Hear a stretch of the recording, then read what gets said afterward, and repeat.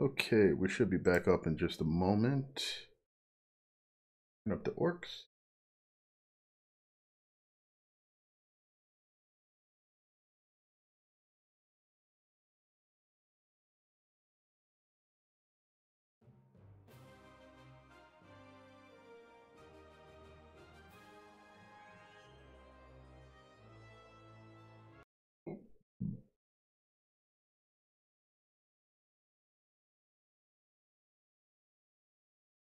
Everybody just ignore the really old AOL email address you saw in there.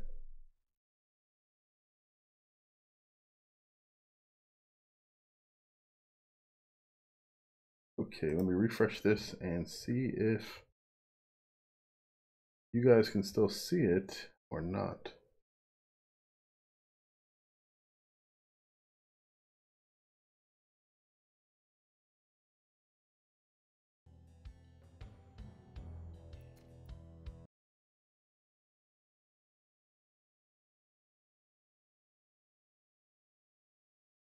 Okay, looks like everybody's trickling back in.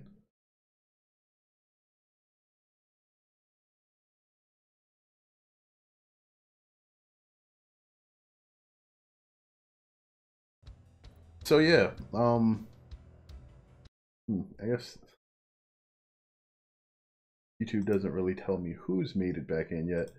Feel free to sound off if you guys are here.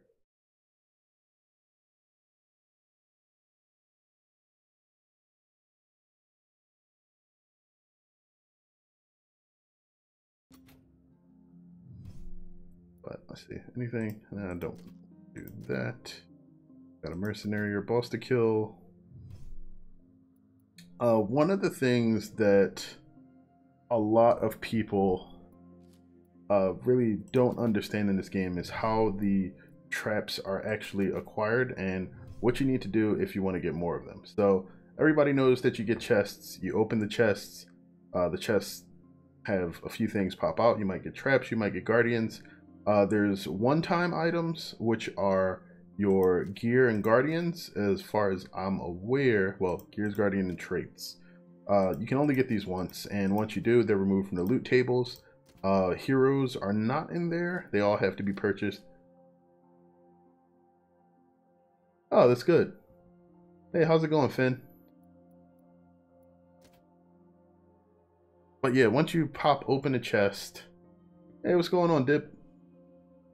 Once you pop open the chest, you get a soiree of items that just pop out and you fill up your stuff. One of the most required things are going to be parts and then trap cards. So the trap cards are pretty varied, but you're going to get way more commons and uncommons than anything else when you start the game. After you get those, what you're going to want to do is get at least one of them to tier 7. When you get one of those to tier 7, you immediately unlock. Yeah, I can play some Chaos Trials.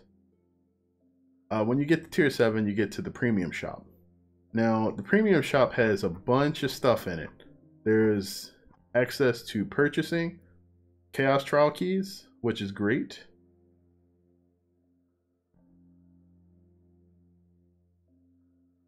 Well, the game's optimized for PC pretty well. I'm not sure about how well it runs on PS4. I haven't tried it yet, but I do recall there being some graphical issues with it. And I'm not sure if that's just because of the hardware used for the game or the engine that this runs on. Sure. But either way, when you get into the premium shop, the chests that you purchase for the premium shop or from the premium shop contain 2 items always. For the cards, they will get you, or the traps, dude, it's really not that hard to get 2800 gibs. Each chest gives you somewhere around 330 on average, so it's not that bad. It's laggy on PS4 Pro. I'm wondering if there's some weird sort of hardware issue with the engine that this runs on. Because I think this runs on 2 engines, like a mix of Unreal and something else. but I don't recall which one does what. Avalanche Master, Control Resistance, Terracotta Giants, no mana drops, Kamikaze Kobolds, Fast Heroes, no map in combat, expensive Hunter Traps, additional Armored Ogres, increased third ability cooldown, additional Pride Hunters, Fire and Physical Armor, and Celebratory Dance. Okay, nothing too horrible. Physical Armor is pretty bad though.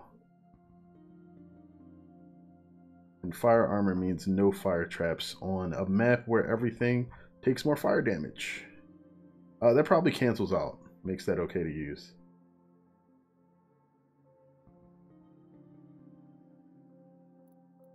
Yeah, no, like, frame drops and slowdown are definitely problematic on any game. Like, I've seen that a lot with ports, and I think the issue with consoles, especially recent consoles, is that... Let me try Smolder cheesing this. Recent consoles have actually been out for a really long time. And what that means is that specs haven't really been pushed. The PS4 Pro and the Xbox One S, or One X, whatever you like to call it, in my opinion, are essentially a way of trying to delay the current console cycle even further, because nobody wants to pay for new hardware R&D. And then the mass production of it. So even if they create a new console, the thing about that is that all of the hardware manufacturers for computer hardware are basically moving into new manufacturing processes, like literally right now. Intel's about to release new chips. AMD's just released a new set of chips.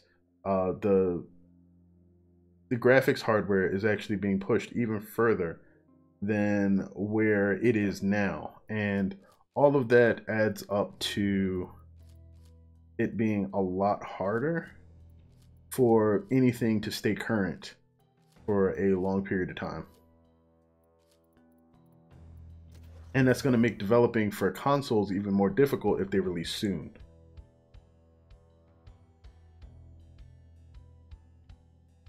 Because I think since the PS4 released,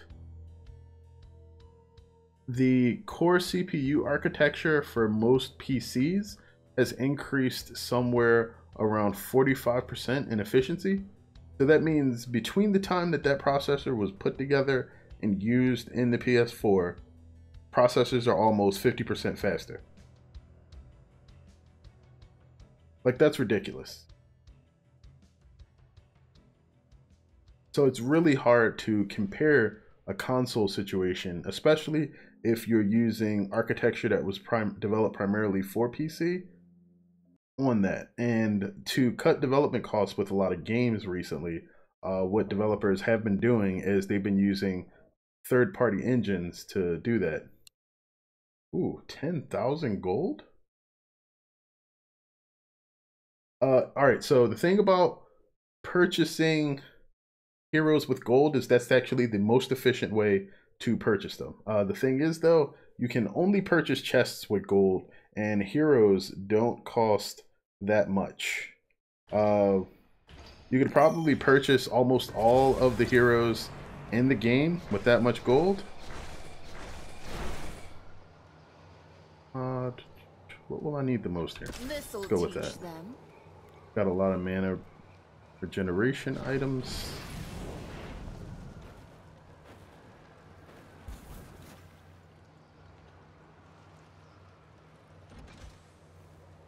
Okay, I think it's probably best another surprise that for now we just make everything start here. Yeah, sure. If you want to start next game, Des, you can join in. Actually, well, yeah, I can play with you. It's up to Pavel whether or not you want to join our group, though, because I don't know if he still wants to run keys. So for me, I'm just going to want to spam these as soon as possible. They're cheap. And they get me experience. They will come to me, and they will die.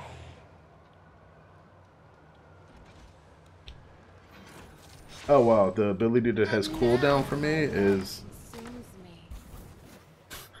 the deactivation of Heart of Flame. That's interesting. I would recommend purchasing the heroes that you want to use immediately with gold, and then using the skulls to buy the rest, because eventually the only thing that you can buy with skulls is going to be like consumables. Skulls have no use other than upgrading things. Crap, I forgot about the exploding kobolds. Oh, and I missed him. Our barricades are under attack. Where was that guy running? I see that the mission is filled with weakness and reasons. Yeah, for these guys with Oziel, the only thing you're really going to be able to do is probably... Oh crap, I have no mini-map because I'm in combat. I have to run back here. Alright, he should take care of that. They're not up here yet. I don't know what I'll do when I reach level 100, actually. I'm still a few thousand experience away. No. Alright, they're pathing around back here.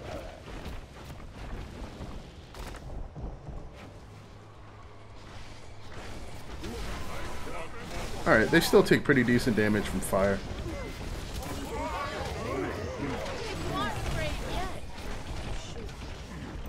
Why is this guy still on you? Come on, buddy. Run into the rift. Actually, I can afford to die. Let me just do it. The biggest issue is just these guys not dying. We don't need this to be perfect. We just need to not lose. Alright.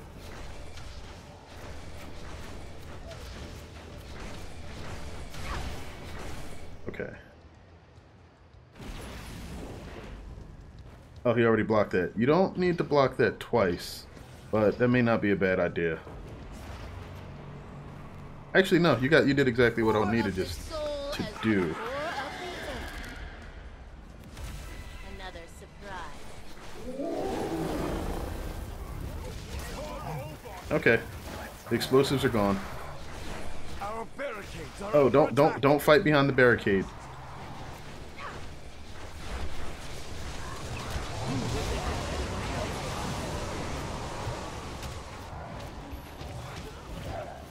Oh crap, there's another one. Oh, gotta run.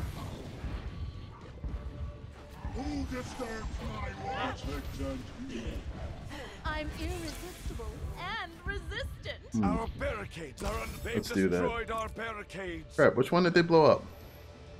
Oh, it's the bouncer bear. Probably glitched.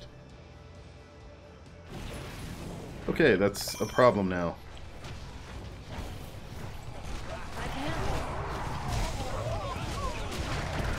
That actually... The cooldown is actually causing me problems. Close to embers.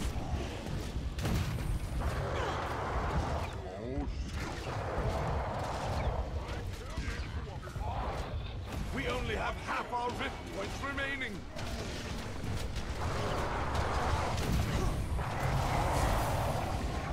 But I'm too sexy.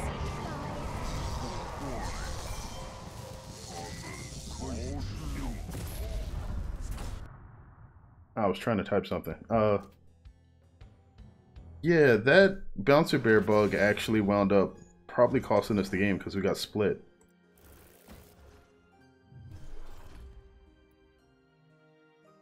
Alright, so the damage decrease really wasn't that bad. The issue is we weren't really dealing much damage with traps.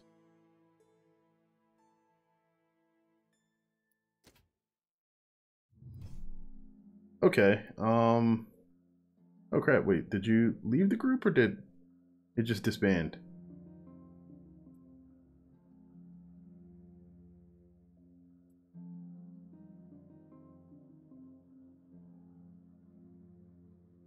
Well, I mean, can't really count on luck with the bouncer bear. Like, his bugs are pretty much going to wreck something at some point.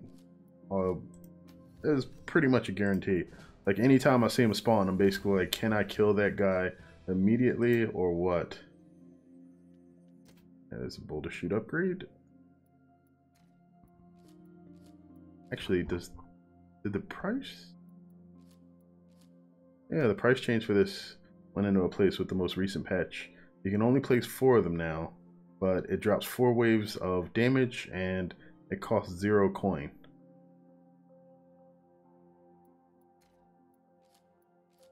Not immediately, but versus groups, she deals a lot of damage, and that actually let me take care of the kobolds on the second wave with pretty much no effort. The issue was really that there was just a lot of enemies, so we needed to make sure that they only went in one direction. Having them go in 2 directions immediately causes a loss. Boom barrel rollers would probably be pretty good in that situation though, but I didn't have them on. I was trying to do something different. I do have additional keys if anybody wants to go ahead and join me in some chaos trials. I think almost all of them are Rift Lord though. No, I have an apprentice key and master and war mage. Okay. I think I may have one more non-Rift Lord key somewhere. Nope, I was wrong.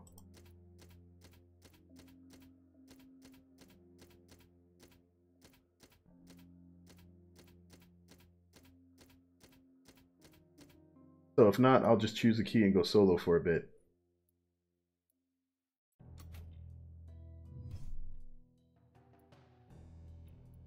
You on the friends list as? Maybe, maybe not. Are you even logged in yet? But hey, back to what I was saying about the shop.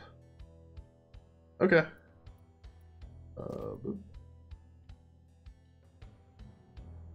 Oh wait.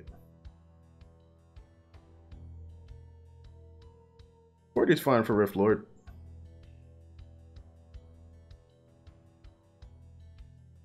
But I can only get 2 people in.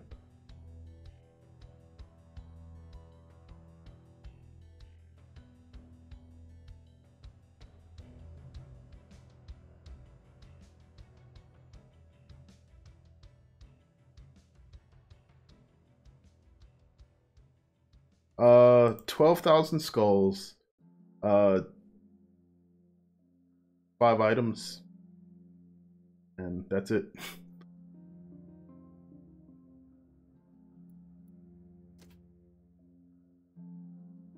Like each level of a key that you beat gives you a skull reward, and then whatever the normal chest rewards would be for that level on finishing a map for the first time.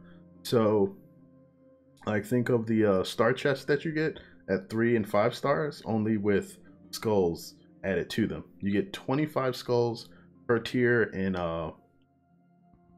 Apprentice, and that increases every key tier. So you get 25 at first tier, 50 at tier 2, 75 at tier 3, 100 at tier 4, and that same sort of math applies for the other difficulties, except the base amount is 50 in War Mage, 75 in Master, then 100 in Rift Lord.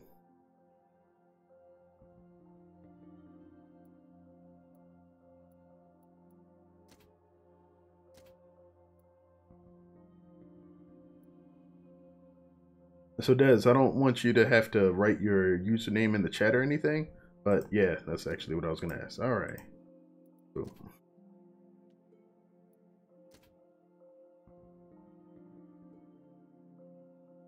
There we go. Oop. Okay.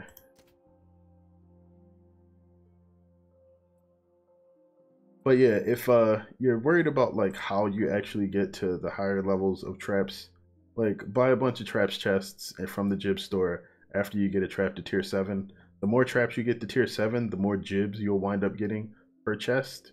And eventually, like, these will even start just returning Jibs because most of your traps will be tier 7. Like, I can still purchase a few of these and they'll get me possibly something that isn't just Jibs.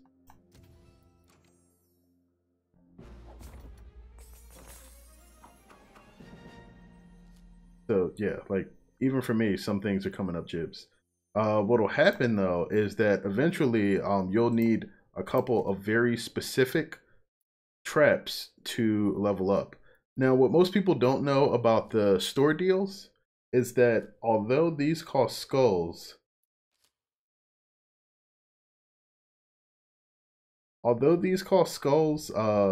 these will only give you traps that you do not have upgraded to tier 7. So as soon as you upgrade a trap to tier 7, it should no longer show up in the store deals for you. And by doing that, what you can do is you can accumulate skulls and then use those to purchase the traps that you don't yet possess.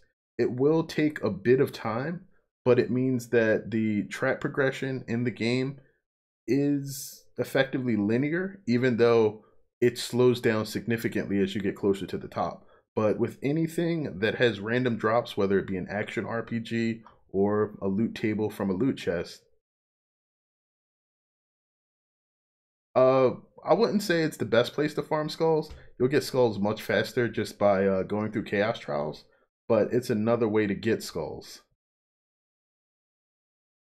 But yeah, this is really where you'll finish off most of your traps, because if you'll look, only the rarest traps actually wind up here, except for this. This I just haven't upgraded to tier 7 yet. And that's part of the reason why you actually want to spend the skulls to upgrade your traps, because once you do, you no longer have to worry about them showing up here.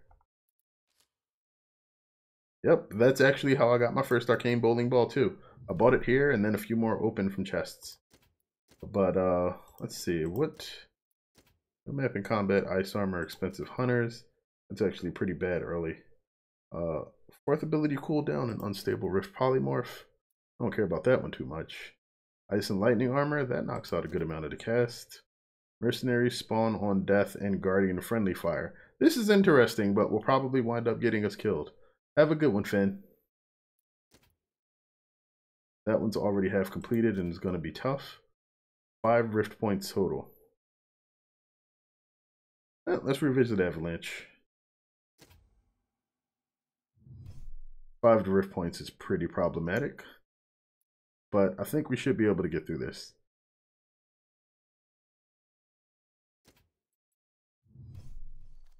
Alright, I'm going to go Smolder again.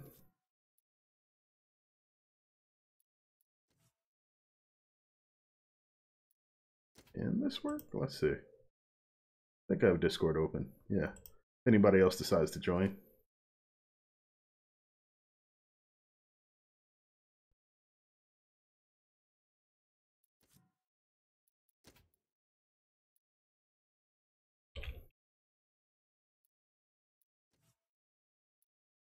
So let's try this.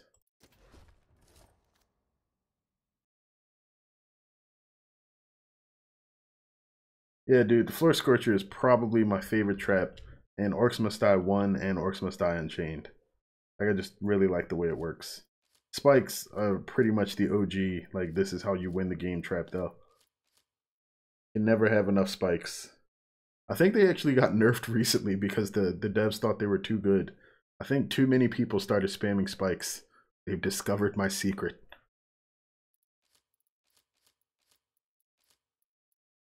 Yeah, I'm good with this.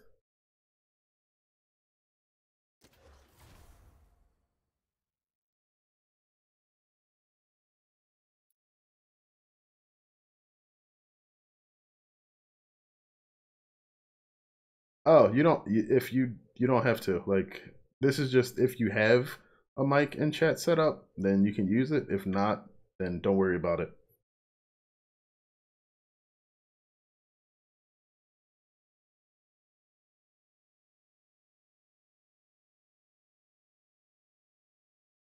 I think they may have something on the forums about how the Discord integration works, but you have to have joined the Orcs Must Die Discord before it even allows you to.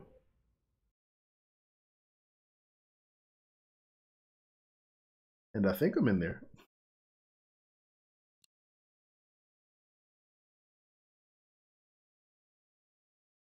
That is misleading. That tip says use multiple damage sources. They don't have to deal damage.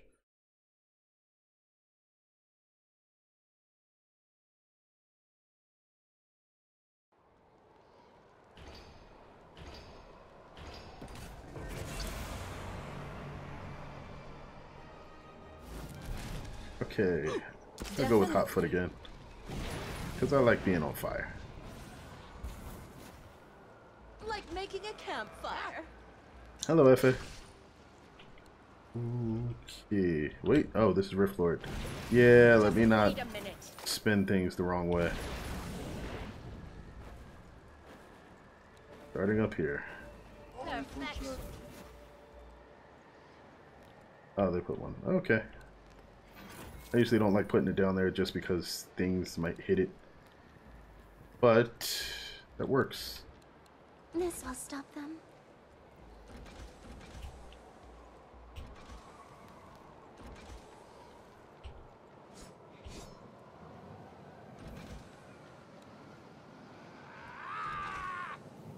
This will be their end.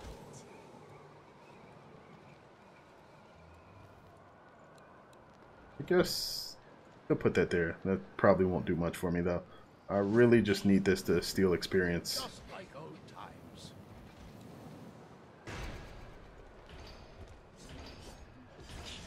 Hey, what's going on, Antoine? Hey, there's a good amount of PS4 players for Orcs Must Die. Bad luck if I cross your path. I think they may have been looking for PS4 streamers at some point for the community channel. I'm not sure. How many of you guys actually tune into the Orcs Must Die broadcasts on Twitch? They have like a broadcaster for every day of the week.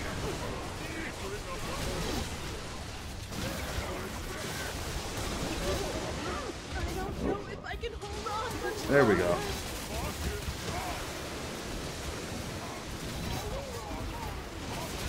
Oh crap. Tried to use my... Oh, whoa, that is homing.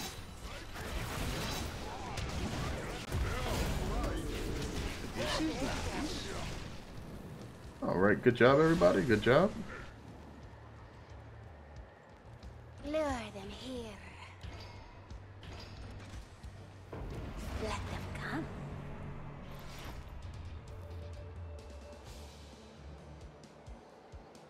One moment. I will quit my post only when properly relieved.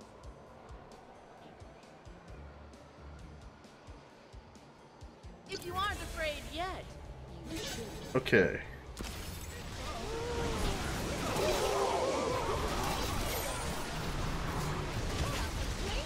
Sorry, I just had to turn off my Steam friends list before people started eyeing me a whole lot. So if it's one thing I hate, it's spam while streaming.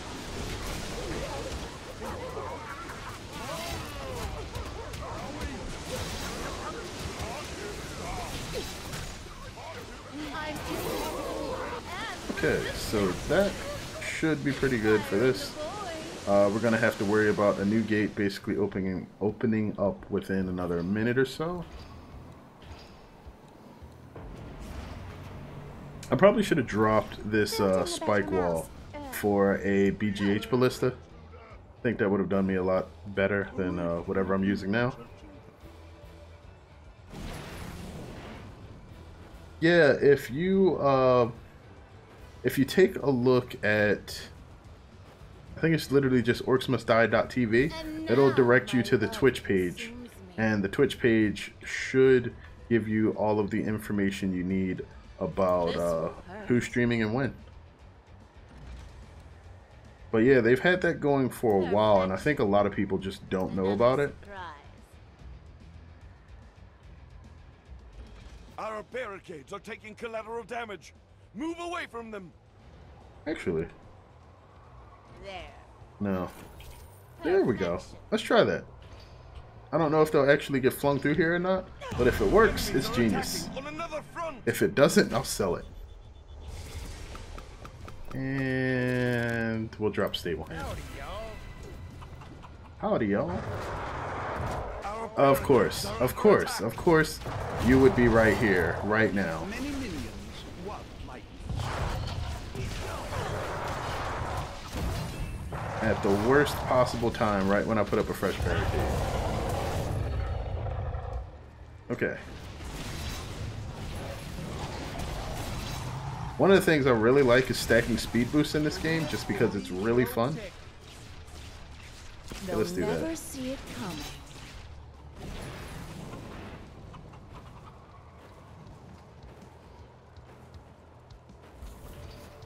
Yes, one of the strongest strengths of Orcs Must Die development is having the best lines giving to the orcs. Like, most characters are pretty cliche. Okay, let's get up there.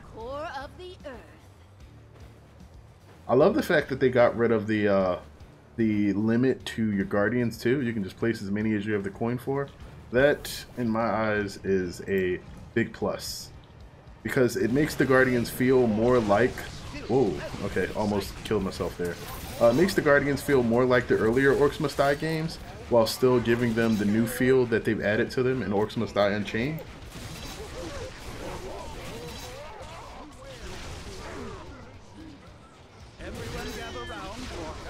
Okay, I'm not sure if he got flung into the wall or if he got murdered by Cygnus. I mean, either outcome is good, but one of them is far more comedic. Okay. There. Somebody Unchained. Good night. Actually, you probably don't need to spend that much time down there. Like, I think most of the traps should handle whatever is going to be coming through here. Even those kobolds. They're just gonna die. Really hard. There's a lot of traps over here, so I don't really think there's anything to be worried about either. However, the area up here is going to be a bit problematic. To feel desire is to play with fire. Like making a campfire. Fuel for the fire!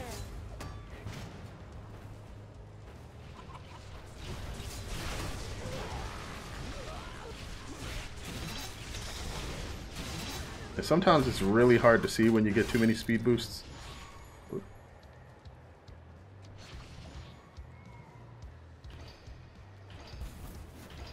But I have yet to run myself off a cliff, which I take great pride in. An unstable rift is opening. Destroy it.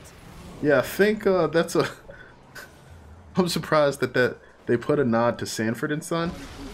Destroy the unstable rift. Okay. Surprised they put a nod into Sanford and Son. Oh gosh. We did not block that. I take full responsibility for that. Oh, Heart of Flame, thank you. Smoking gun. And now I feel like I have infinite mana.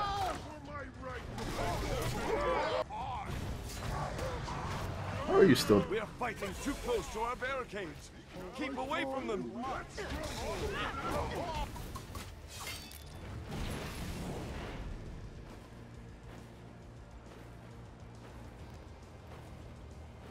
There it Don't is. worry. This should stop them. Okay.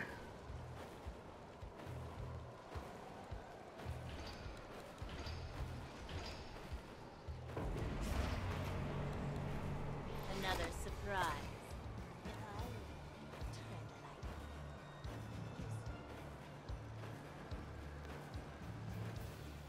It's too bad that there's no really good Guardian locations back here. Whoa, too close.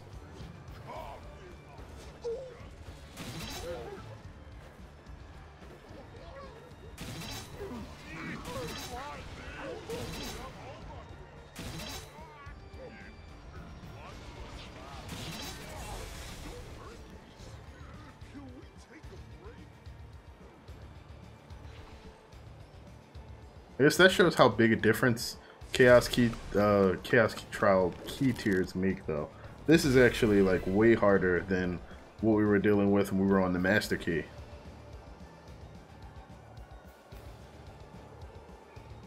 That sounded like that.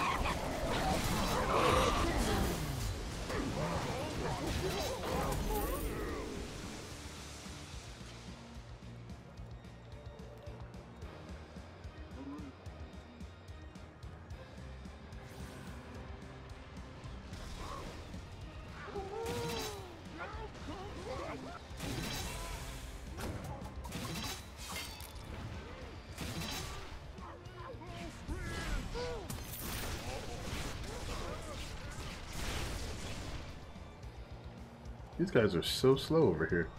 They haven't made it anywhere yet.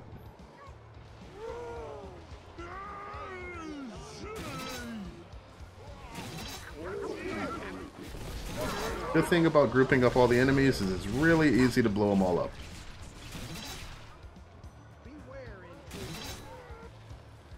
I think the orc banter is probably one of the most charming things about Orcs Must Die as a series, from the first game all the way up to now.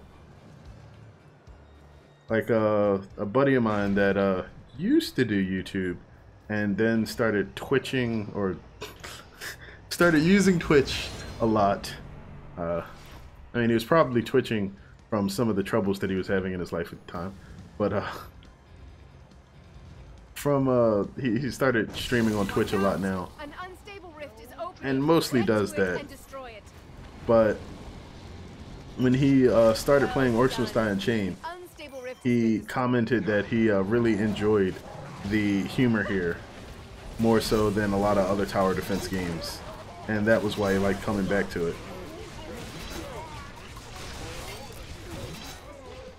Hey Shane, you might get the opportunity sometime. Nobody said this is going to be the last stream, and this is something that I probably plan on doing more often. But my favorite hero in the game is Zoey. Smolder was my original favorite before I actually unlocked Zoey, and I used to play her pretty much religiously back in the beta. And then they changed a whole bunch of mechanics, and Smolder wasn't quite as good as she used to be. And I don't think they've ever quite fixed that, but I almost killed myself there. Still, character I really like.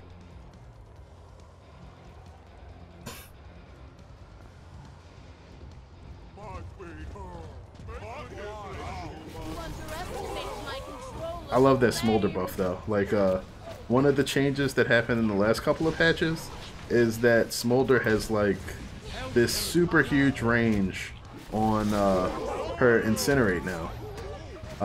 Like, alright, originally Smolder could get to the point where she could cast Incinerate rapidly after she reached her 3rd tier of Weaver upgrades.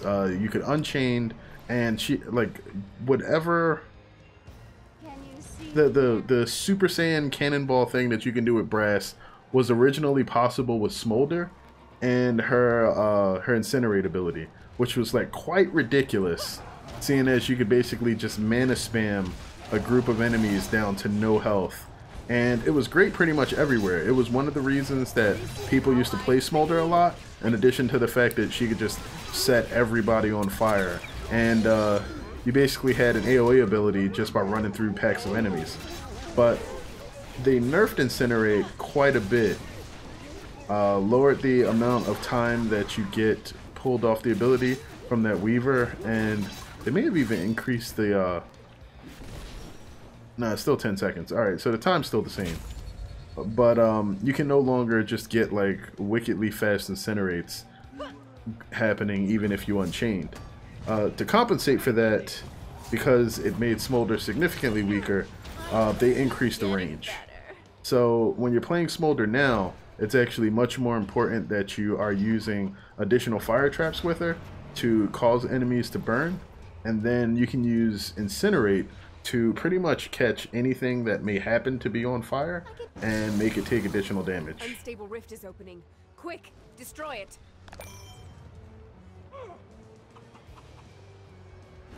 The rift will be protected.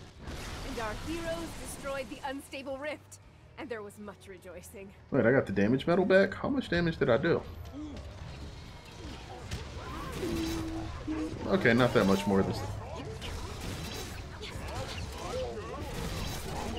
But yeah, that is pretty much the reason Smolder's good right there. Just the ability to burn huge masses of enemies at once. In addition to the fact that everything here is weak against fire. That helps. But even with Smolder having an elemental advantage, you can see that Midnight's pretty much going neck and neck for the damage medal, and that just goes to prove how ridiculous Midnight is at dealing damage overall. We have way more traps out than I expect. A boss is on his way! Final wave! It is so tiny and adorable. Okay, so whoop.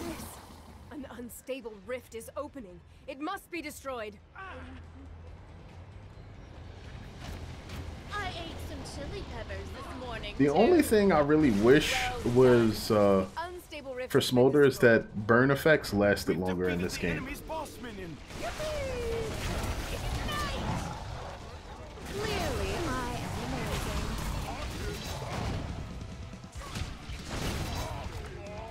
amazing. Okay, what's left? Whatever is over on the left side of the map.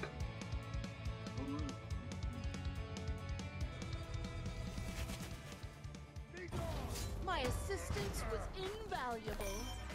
Alright, just gonna headbutt the camera real quick. Chaos capable? I wasn't even aware that was a trophy. Clear any 15 chaos trial tiers. Okay, so basically just play chaos trials repeatedly.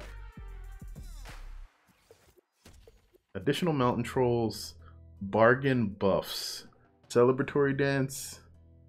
Not too bad. Okay, chaos capable, new avatar, and a chaos chest.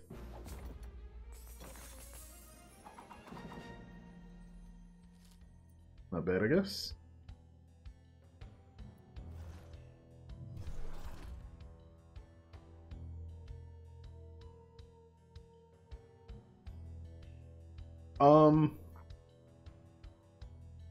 Okay, that's a lot more trap damage. Zoey's actually pretty good in a lot of situations, mainly because her damage is really high. What are we on? Frostbite? Frostbite isn't a really good map to show Zoey off. We can do something like Eventide though. Castle Gates would probably hurt her a ton. Because I think her fourth ability is Phoebe's Wrath, and that would have 3 minutes of cooldown. I guess we'll just go back here until we get a better stage.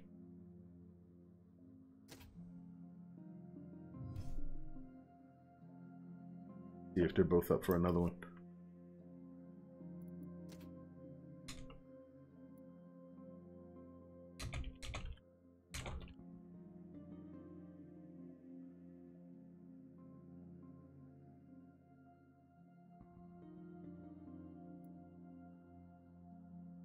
I guess I can play Zoey and use fire traps. That shouldn't hurt anything. Looking for one more answer there. Alright, still down. No problem, Osmix. I hope you have a good day at work. Take care of yourself, dude.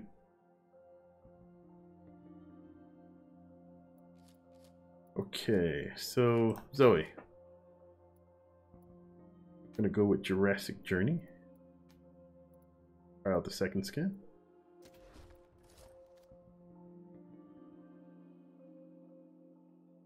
No problem. Like I said, I will try to stream more often. I'm not sure. This is kind of late for me. It's about 3 a.m. over here. But I happen to be up late today. I got a couple of naps in the afternoon.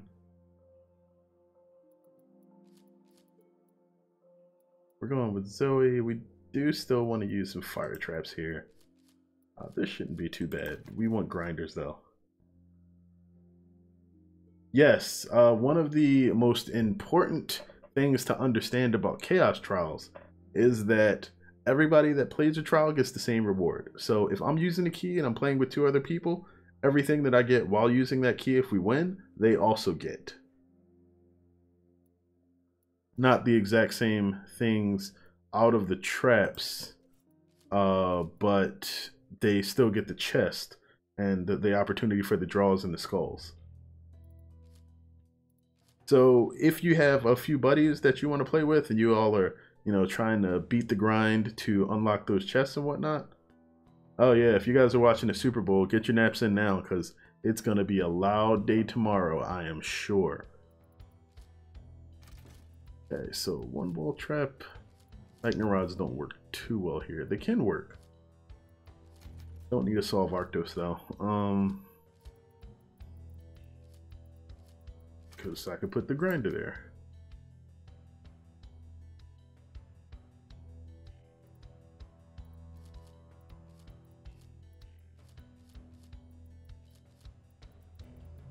What else do I need? Lightning rod or dragon's lance? Either one could work. Wait, we got bargain buffs. I could take a damage amplifier, but I don't think that'd be a good idea either because we're going to be moving around too much. Yeah, if you happen to have a custom games list, which where you see people playing Chaos Trials, the only thing is I would say be very careful if you join someone else's Chaos Trial. As the Chaos Trials get more difficult, you guys need to be able to communicate to set up your strategies. And doing a pickup game for Chaos Trials at high difficulties really gets hard if you are not able to communicate with the people that you're playing with. Because any hole in your strategy and the entire thing falls apart. We're going to take that. And I think that should work out. Yeah.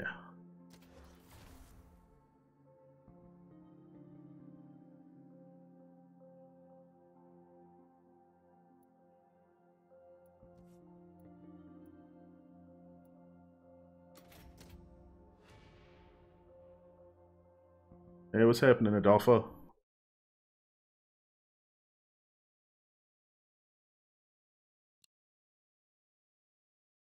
The Haymaker is a good trap. I find it to be very situational, like all physics traps, but when the Haymaker is good, it's great. My favorite trap is probably the Overload, just because it's a very underestimated trap. Oh, dude, like the store deals. Store deals will get you every trap in the game eventually. Just take a look at it if you're banking a few thousand extra skulls, and maybe you'll find something you like. If I were them, I'd tread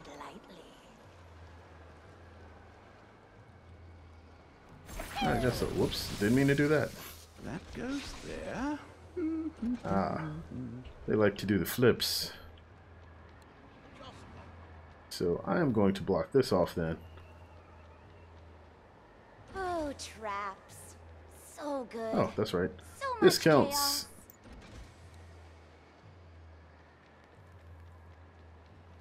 Yeah, grinders are amazing. Hey, greetings from Russia.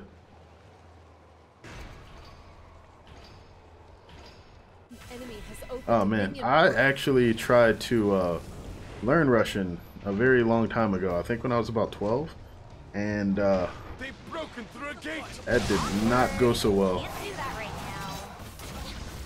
Welcome to Book. Just because I didn't have anybody to like actually help me learn how to speak the language or anything.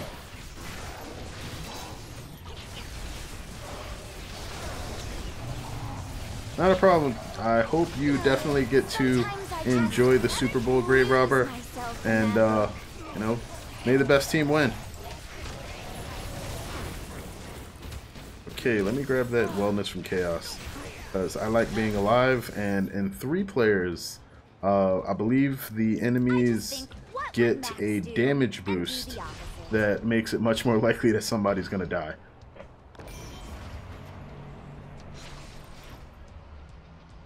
If you guys want chests, sure.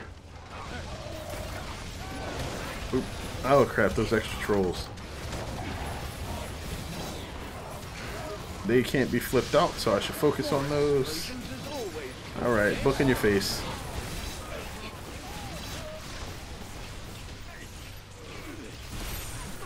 Alright, back up. Alright, all of her tier 2 upgrades are really nice to me. Except the spell improvisation, the one that gives you the stun on Book Club, seems to only stun enemies after they land from the swing, which is really weird to me, or at least that's the way it operated the last time I tested it out. Phoebe's, or Training Familiars, that makes Phoebe attack twice as much. Phoebe does about 25% of, ooh. Yeah, that hurts.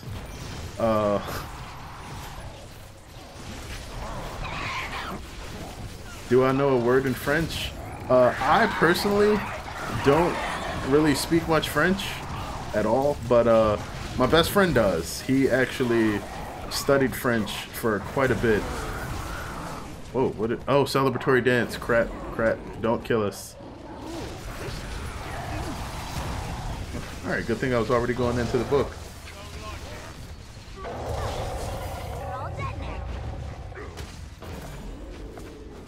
Oh crap, that actually hurts a lot.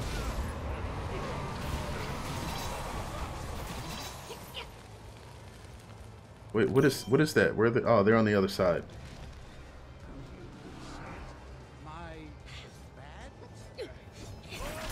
So the interesting thing about celebratory dance is that if you can't speak to your teammates and they're just gonna knock everything down, or I should say, if you can't communicate when to finish off the bosses, you run into some really dicey situations really fast.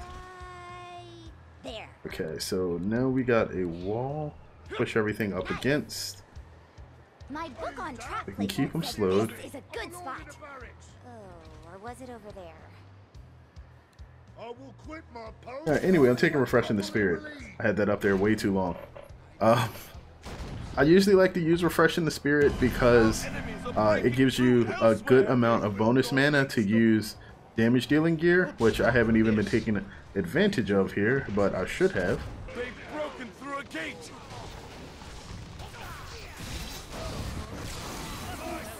The unstable rift is opening. It must be destroyed. Okay.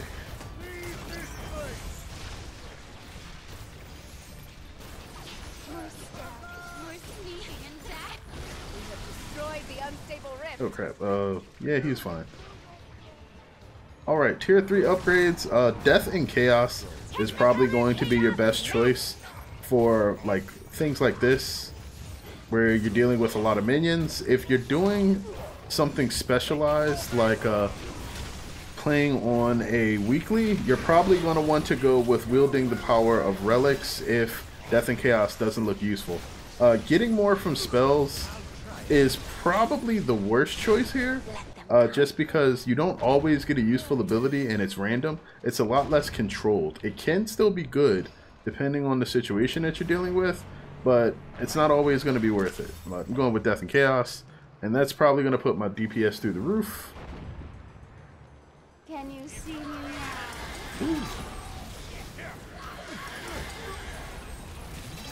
Just have to be careful about those shields, of course. And all you have to do to get this to trigger again is kill an enemy with either Phoebe's attacks, which I think is a new thing. Phoebe's attacks used to not trigger it, if I remember correctly. But any of your primary or secondary attacks will trigger it. Either the book club swing or just your normal primary attack.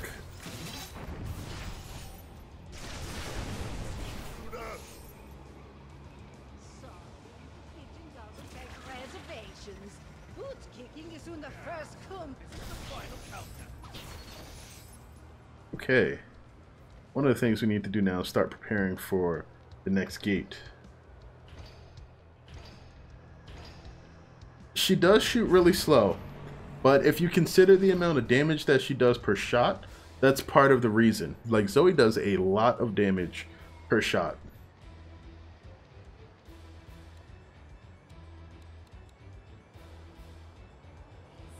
Is this where it goes? Yeah.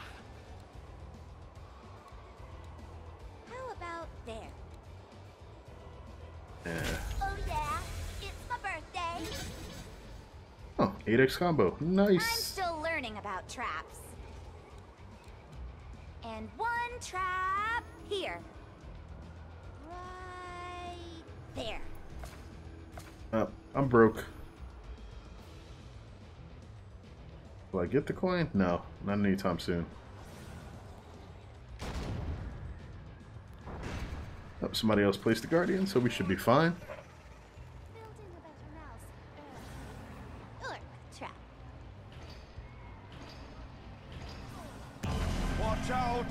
Our enemies have broken through again.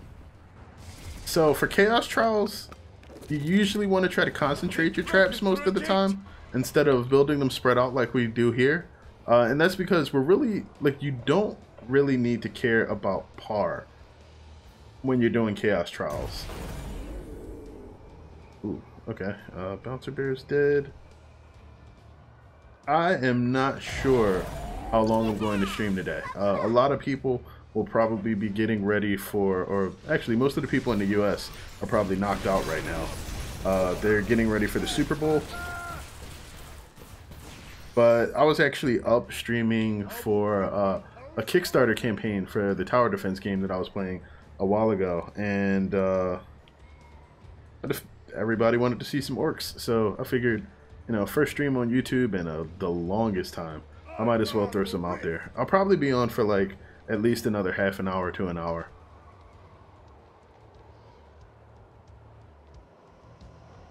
And I don't really like most of Zoey's tier 4 stuff. Not a lot of it's just really not that interesting. Vigor from Chaos is okay,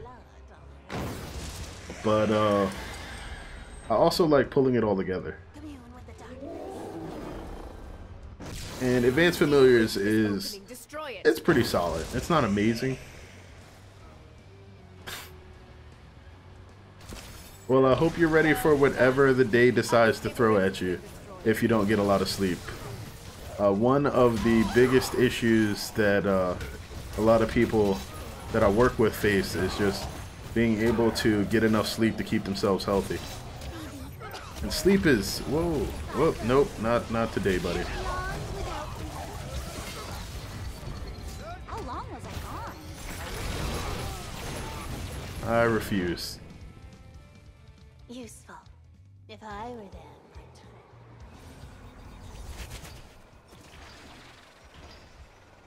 Our enemies, they're breaking through again. Range. Never been deployed here before. I protect. There. Good spot. Oh, can't. Nope. I'm still learning about traps.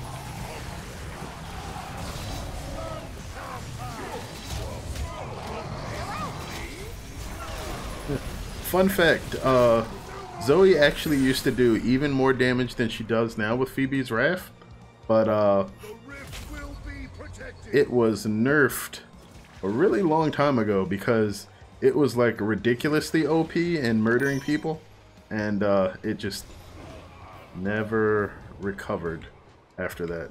It still does a good amount of damage, but like it did a ton of damage before. Yeah, I don't have to worry about you. I do love traps. That's everybody? Okay, yep, let's go back. Hey, what's happening, Brandon? Yes, I actually, a couple of friends of mine were really big into the original Dungeon Defenders, and before I ever started playing Orcs Must Die Unchained, I used to play Dungeon Defenders too. Not nearly to the level that Mr. Juicebags does, but I dabbled in it for a little bit. But this was like when it was like super early in beta, like far before it was actually released.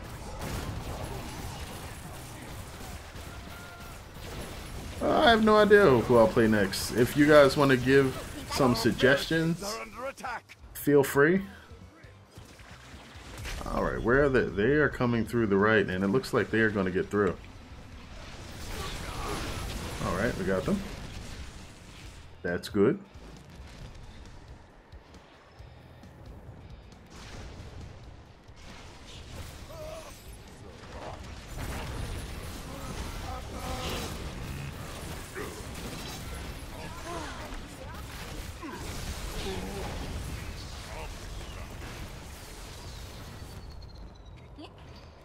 Phoebe, chillax.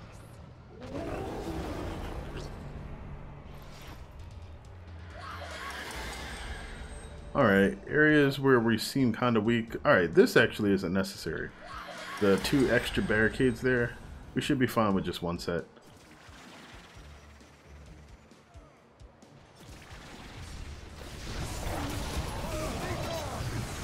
I should be able to pull them all in, and tons of damage. Weird. BB's Wrath is probably one of the biggest reasons that Zoey actually winds up doing a lot of damage. But nope, not gonna work. Don't want to be using ice.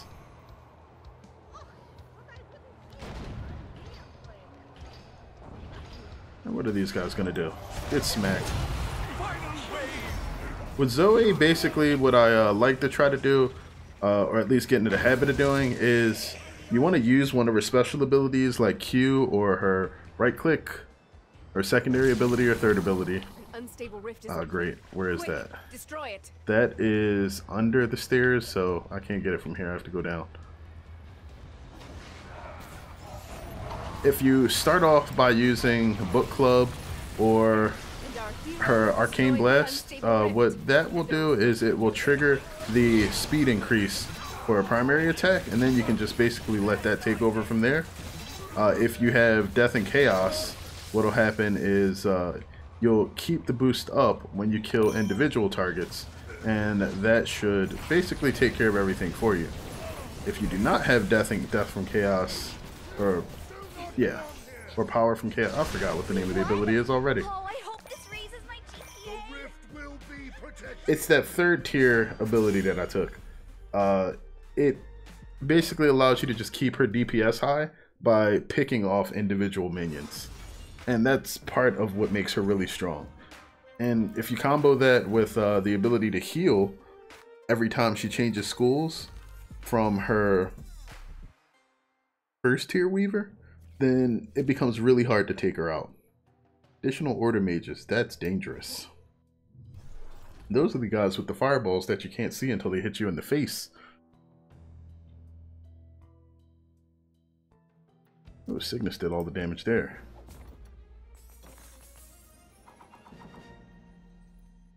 Okay. So Tundra, which map are we on? Banquet Hall? We can do Tundra here. Dobbin could work too, but actually either one would work.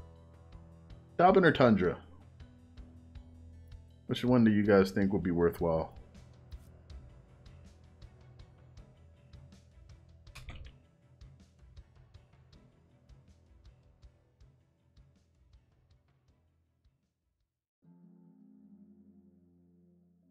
All right.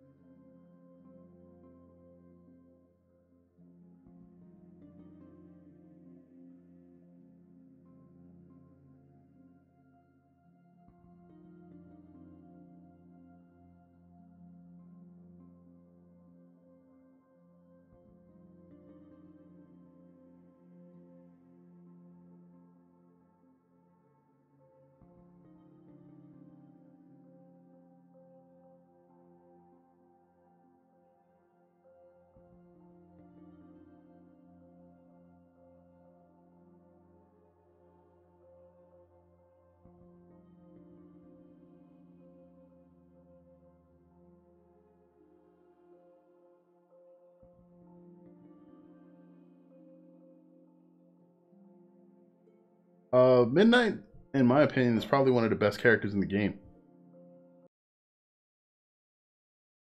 One moment.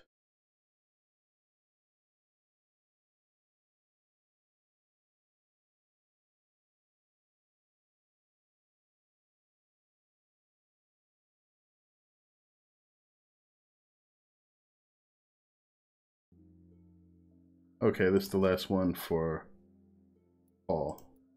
Midnight's good. Midnight's really good.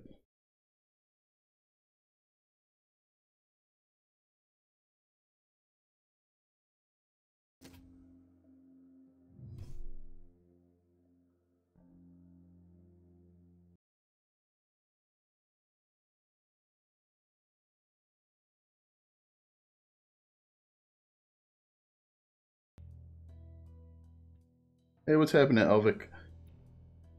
Yeah, actually, I did an entire list of an entire set of playthroughs through all of the Rift Lord stages with Midnight and play a hero overview for it.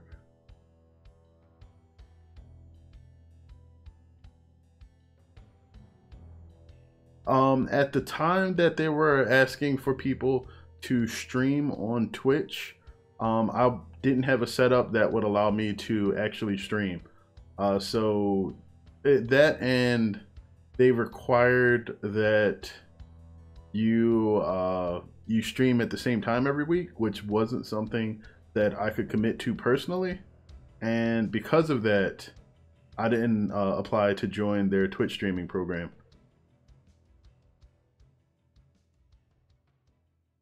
Not a problem, Anthony. Glad to help.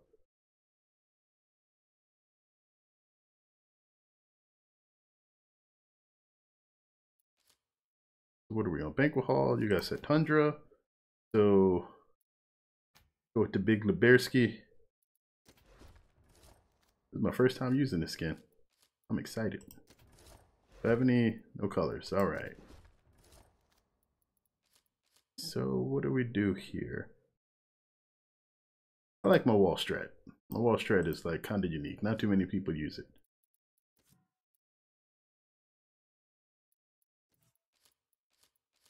Okay.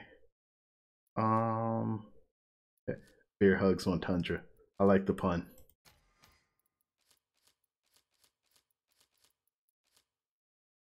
Smashing deal should be pretty good here.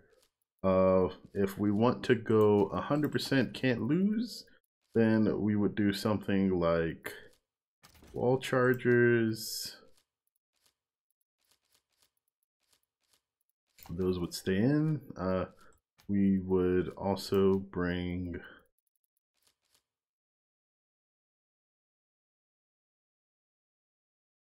hey, Kafka's hilarious. That dude's great.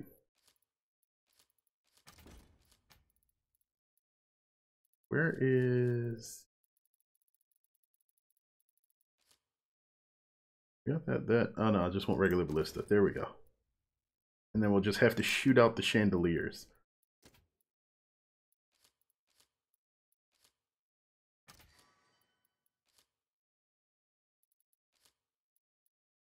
Yeah, I think this should be good. Okay.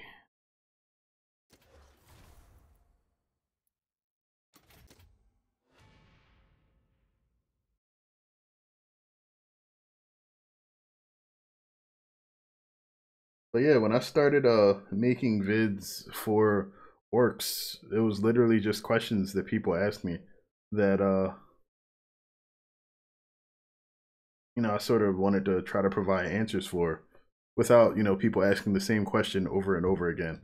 I sort of still have that happen, but at least with more resources and like things like the Orcs Must Die wiki. Oh, his weapon's a bowling pin. Gotcha.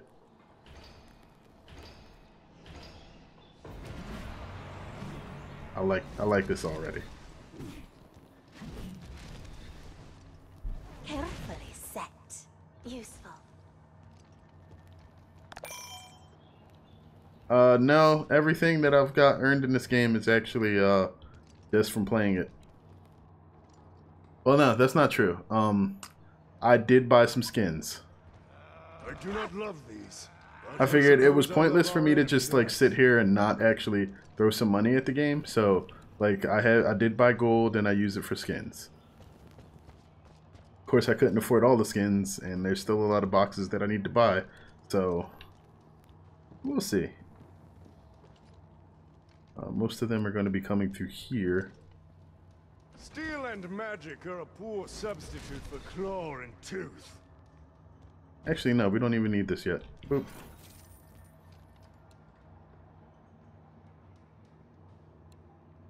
Oh wait, yes we do. Yes we do. I remember why. I would rather feel my enemy's last breath upon my cheek. You don't need to actually block off the area up here until you get to about... Minion portal.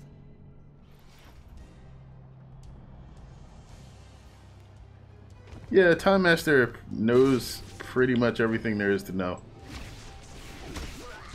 But Time Master's actually been playing this game longer than I have.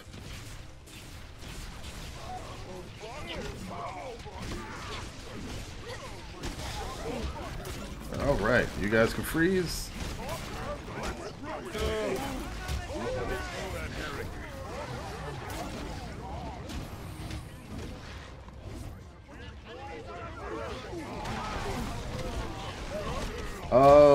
I could start playing Dungeon Defenders 2 for YouTube. If you need some resources more readily available, I'm pretty sure somebody like Mr. Juicebags may have them already up.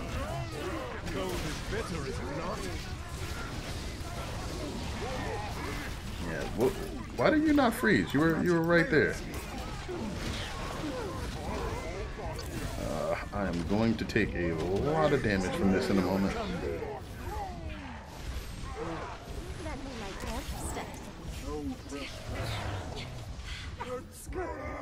Okay. Didn't die. That's the important part.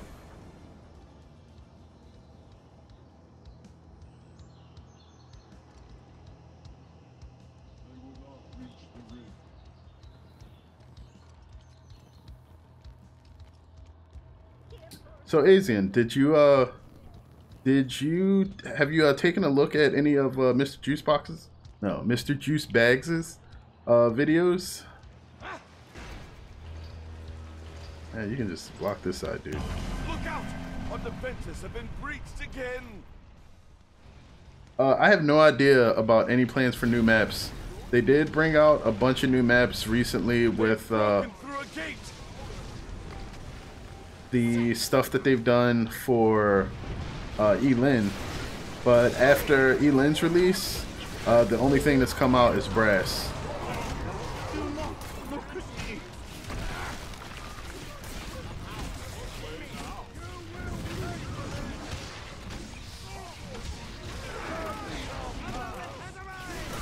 Alright, yeah, we're just gonna roll through everybody.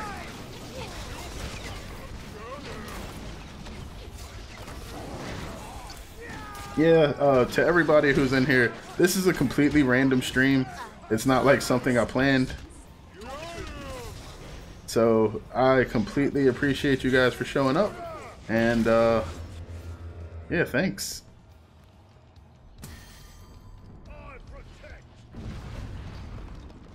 Yeah, let's go for snowballing.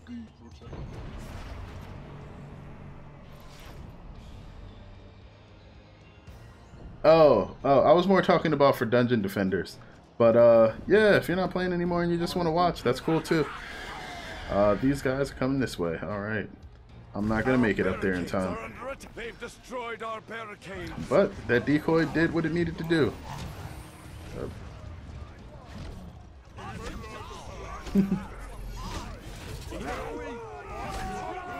Crap. Alright, we're not holding these guys off here as well as we need to. That is a problem.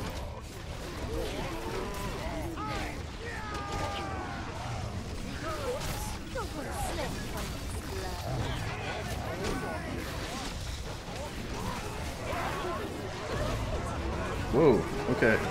I'm not gonna get a freeze back anytime soon. No! Crap, did they split? No, they haven't. Alright, just back up. Then freeze. Oh, he didn't get in! Sweet. Yeah, and I didn't see an empty rift scroll.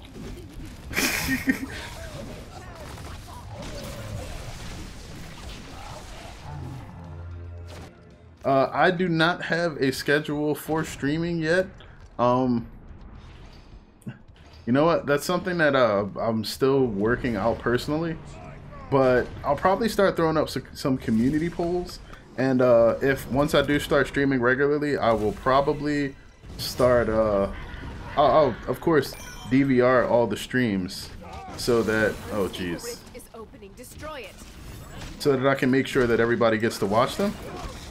But I'll try to find a time that works well for everybody. I'm just deciding whether... Oh, crap. This is really bad. Let's get back over here.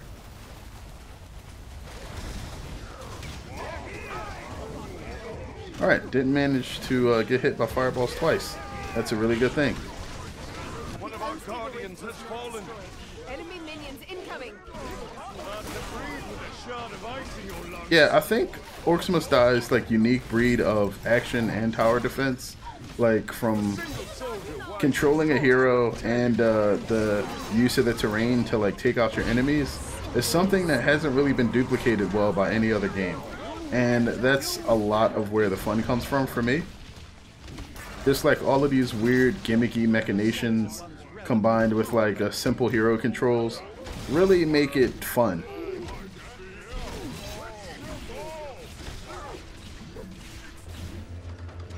Yeah, that was like the shakiest save ever. It should not have worked. We should have definitely lost those rift points. But we didn't. Oh, okay, that was close. If we must. Crude, but I suppose we must stop at nothing. I suppose it will do its duty. Alright, this should get very interesting now, and not be nearly as hard. Storm calling is a lost art.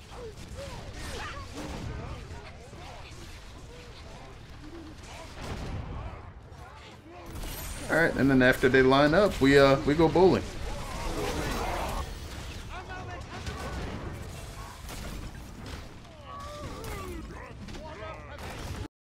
Whoa, okay. I didn't have any plans for sabotage tonight. I was really just running through some chaos trials and grabbing people some boxes. Oh crap. You know what? I think that it would be nice if there was some sort of notification that a pause was about to take place instead of it just happening. Or I should say, the actual pausing isn't really that big a deal. It's when an unpause is about to happen, it should probably notify the other players, like an unpause is going to happen in like 3 or 4 seconds or something. Let's go the blades of winter. Many minions, one like Nope, I missed. The problems with fighting in a tunnel are that while it's easier to hit enemies, it's also easier for them to hit you. So you have to be careful and try not to stand in a straight line.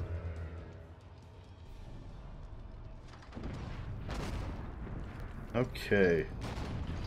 Ooh, let me actually try out Stay Frosty here. So Stay Frosty was an ability that hilariously has not scaled originally since I think like beta? Maybe even alpha? Unstable rift is opening. Really? That's it? Destroy it. That's not a lot of damage. And that still has like a 15-second cooldown.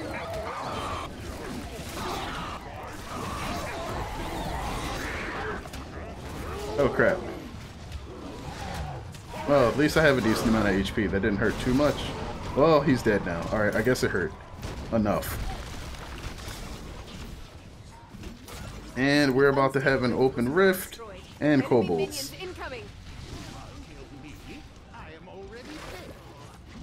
Good thing they're running the wrong way.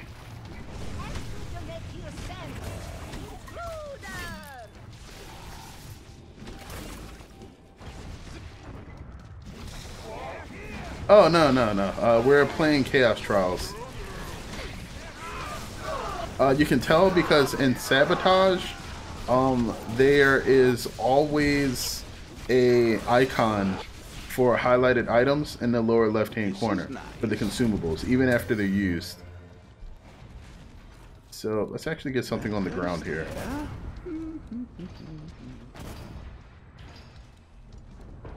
If we must. That goes there. Okay, these guys are coming from this way.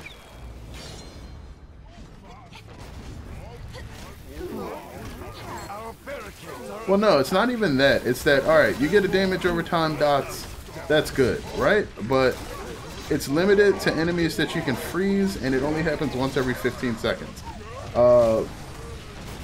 as far as Tundra's like ability to control crowds goes, it's not that amazing. And your other options, if we look at this, are reducing flash freezes cooldown every time you hit an enemy with icicles, which is super good because you can chain freeze like large groups of enemies that way, which is one of the most powerful crowd control things that Tundra can do.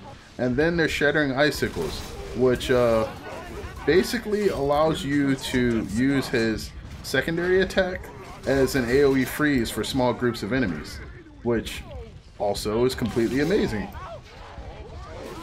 And then the alternative is to deal damage in a very not interesting way on a 15-second cooldown.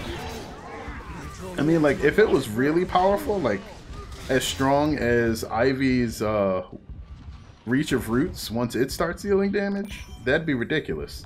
But it's just not that good. Oh, I'm using Viscous. I'm not sure if the other guy is.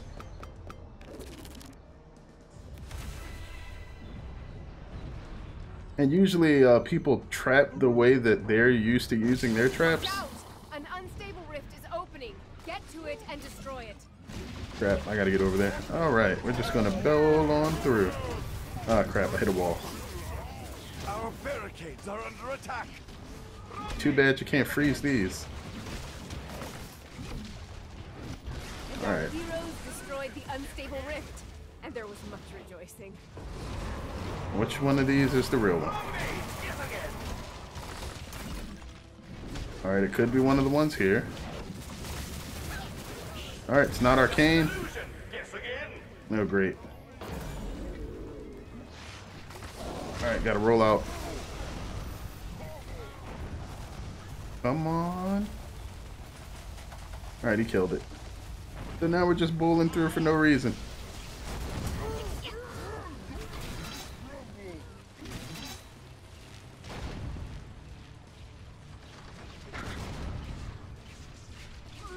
You are correct. There is no bubbling animation there. That's why it looks like there's a lot of tar. That's probably why he's also replacing my tar.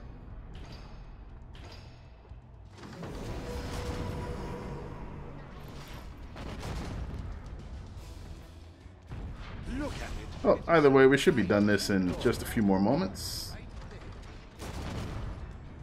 The sting of wintertide never heals. Well placed, I think. Our barricades are under attack. Steel and magic are a poor substitute for claw and tooth. I love how far you can actually place ballista. Ooh, that hurt.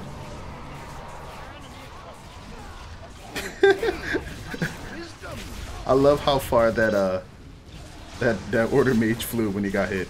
There is no match for the strength of snow. If that be worthy enough, let others boast of it.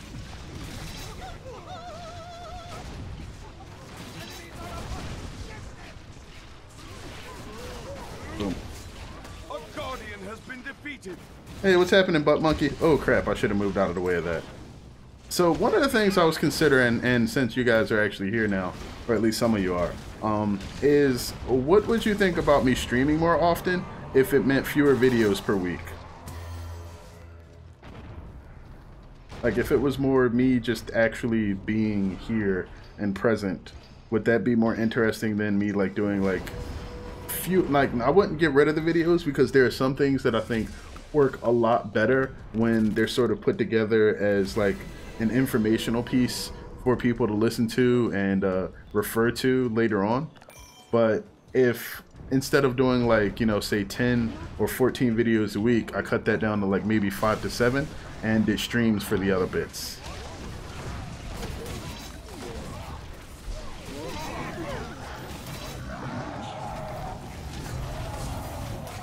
Oh crap, dancing. Tundra's Wall of Frost is actually a very powerful ability. All streams will be VODs. Our barricades are under attack. There's like literally zero reason for me to stream anything that would not be VODed unless I was going to be using something that I didn't have the copyrights to, and then that's kind of pointless in the first place.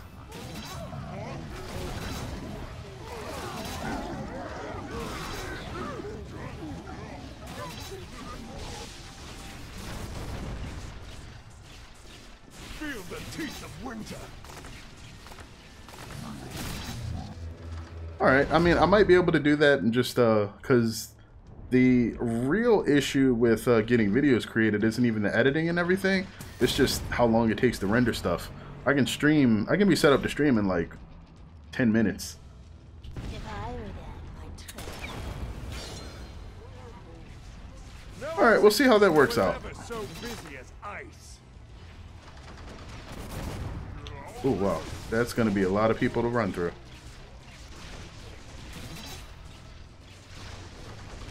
Our barricades are under attack.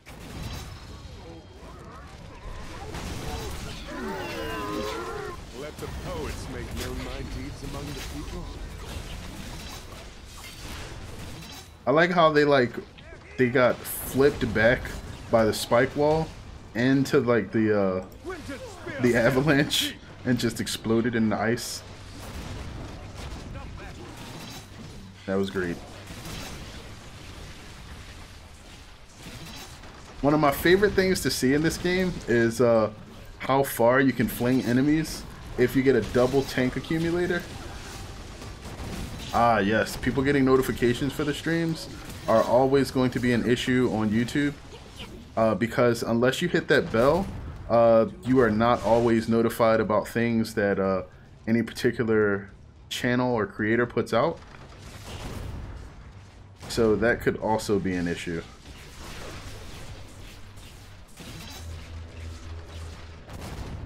No, it's an issue with YouTube specifically. I mean, it could work out okay with the VODs. I mean, just having people like know my schedule would be really enough for me. I don't expect like billions of people to tune in to any of this anyway. And I'm really not advertising anything for cash. Our barricades are under attack. They've destroyed our barricades.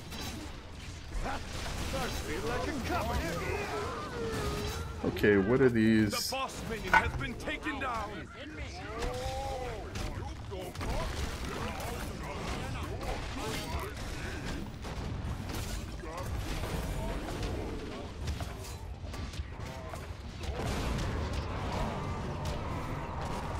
Oh yeah, Beast Creeper. I don't mind like playing with people or anything like that at all. Oh really? Oh, okay, he's dead. Gotta be careful since this is a 5 rift point key. Oh, no you don't. I think those order mages are like 4 rift points apiece, so if they get in, it's a problem.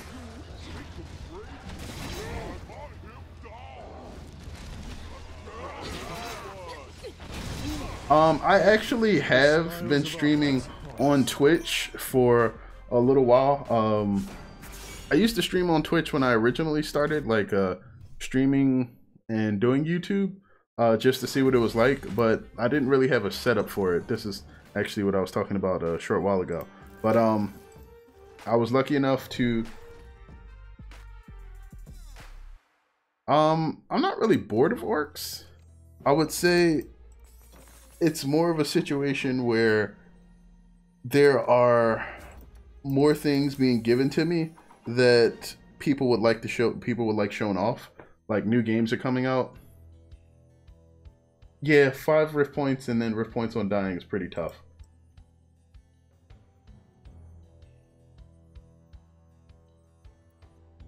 Oh no, dude, like I have no problems playing with people. Usually I'm always down to play if I'm actually online. The problem is, and I completely apologize personally to anyone that this has ever happened to, but sometimes I have the Orcs Must Die Unchained launcher open and I am not actually at my PC, and people will send me invites for games and I'm just not here. So they'll send me an invite and I don't want people to think like I'm ignoring them. Like if I'm actually there and I'm not down to play a game, then I'll be like, you know, no, sorry, I can't do it right now because I'm in the middle of doing X, Y, or Z. But like sometimes I'll like literally take a nap, and like my PC is not far from where I sleep, so like I'll just stumble over, take a nap, and then I'll wake up and I'm like, oh crap, there was like people messaging me.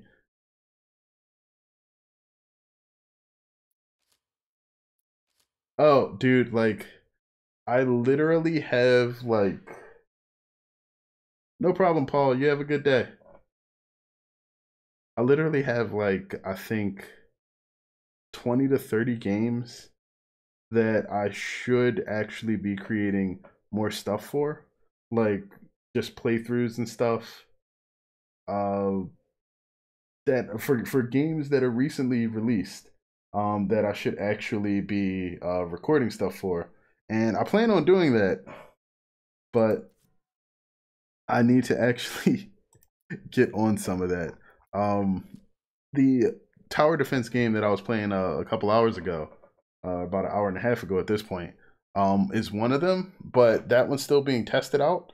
So I'm more going to, I want to release a video for that that actually sort of culminates all of the ideas and things that I figured out about it. And also for the developer's Kickstarter, which is ongoing. I think there's about 30 days left on it. And then there's a few other new games that are like really interesting and in development that I want to do some stuff for. Like there's All Walls Must Fall, which if you guys have played things like XCOM or Final Fantasy Tactics or any strategy and tactics like RPG, it's really interesting. My favorite trap.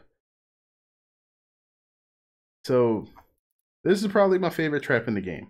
I don't use it too much on the stream just because it's like my goal with creating of the videos has always been to make sure that people were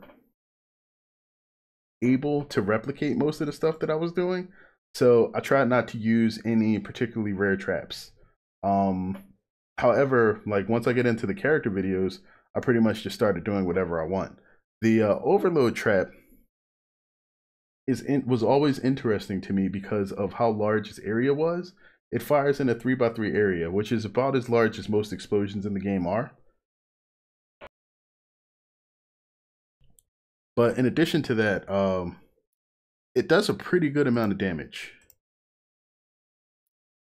And in addition to that, like its fire rate and everything is pretty good. The only problem is you couldn't place a lot of them. Also, because Zoey is one of my favorite heroes, I tend to play it a lot.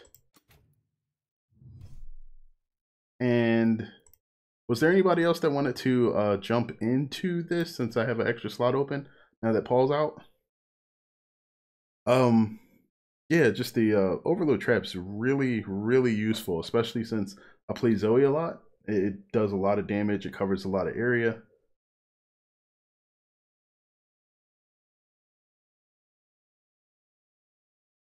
You know what? I did hear about Cortex Command being free. Where was that free through? Was it Steam? Let me double check that real quick.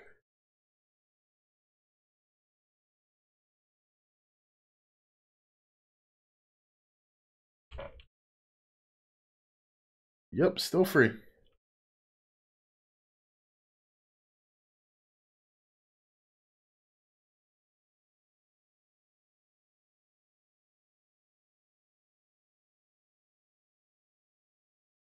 I do not actually have or own Dungeons 3, although a buddy of mine does.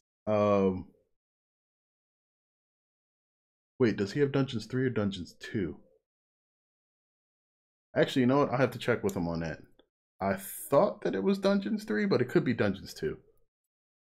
But that's the game where you actually, you're like a dungeon overlord, and you have to like build your dungeon and lure the heroes in and like capture them and do stuff to them and whatnot. If I remember correctly. So, boop.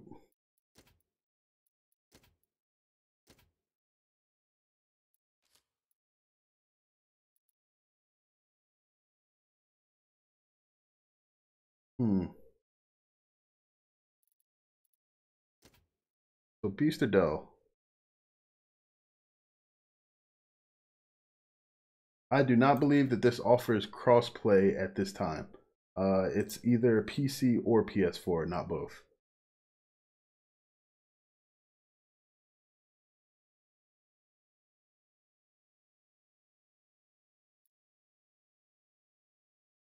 Yeah, I think that's right. I guess I have to invite one of you guys. I have not played any of the original Dungeon Keeper games. I did play a little bit of Dungeons 2.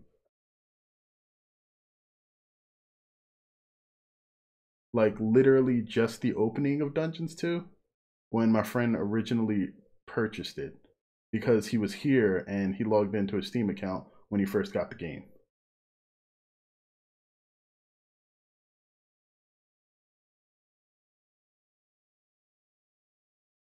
Yeah, I remember a lot of us talking about Dell. Beast Creeper, I will get you in a game next time. I remember it like us comparing the idea of Dungeons 2 to Overlord when it released. Overlord is if you guys have played it or have heard of it, it's sort of like this weird third person RTS game.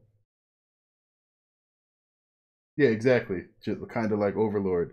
The only difference is like whereas with Overlord you had to manually go out and control your minions and summon the minions so that you were able to get through certain obstacles. Dungeons was more of a it was more management but less actual like hero based action.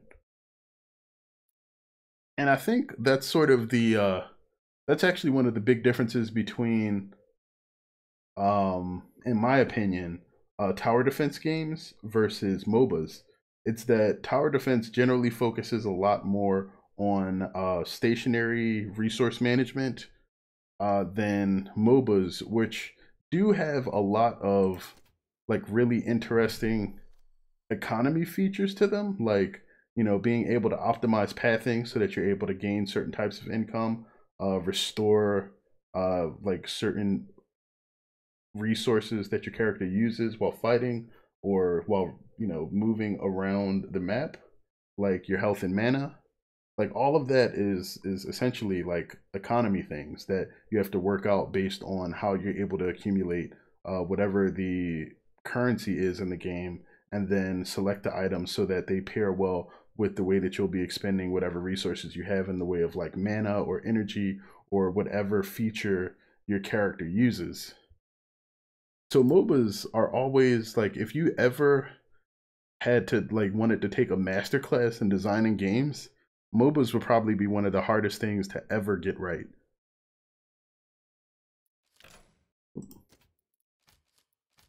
Where are we going now? Somebody pick a hero.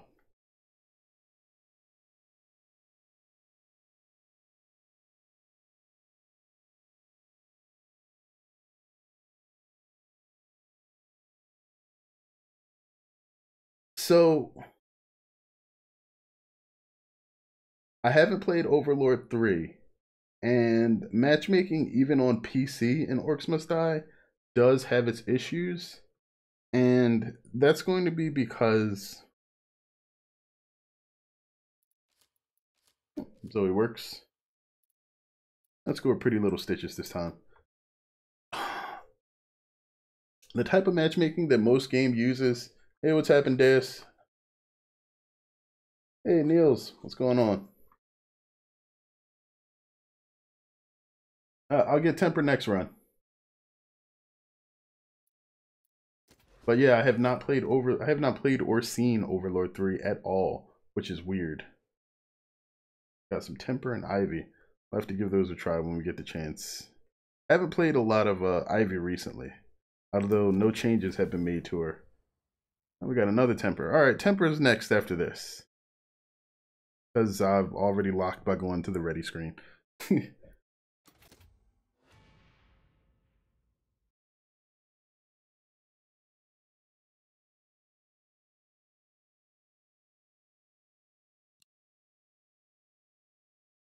But yeah, I don't recall like anything about Overlord 3, which is weird because one of my close friends was like a really big fan of the first Overlord game, so I got to see a lot about it. Fellowship of Evil, not good. Top-down co-op? Oh, geez. I mean, I'm not... Like, Diablo ripoffs aren't always bad. Like, a lot of people give them a bad rap, but Diablo itself has, like, a lot of really good core mechanics that it's really hard to do wrong unless you really just have no idea how action RPGs work. Yeah, we do. I'll be playing a bit more often, so I'm sure you'll get the chance.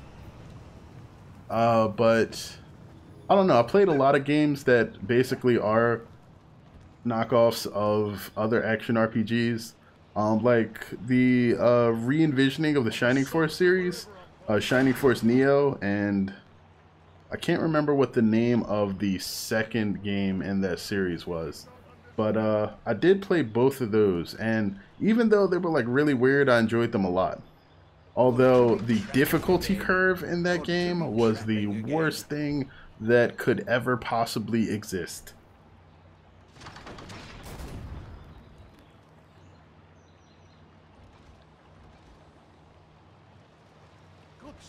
I disagree that Diablo 2 is better than 3. I think both of the games have their merits, but Diablo 3 was an RPG built about accessibility, whereas Diablo 2 was an RPG that built on the successes of the first game before there was a lot of competition.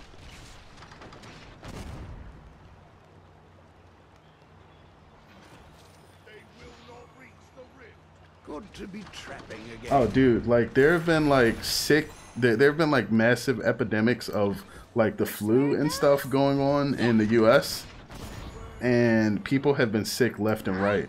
Like I think what would Max do? And do the opposite.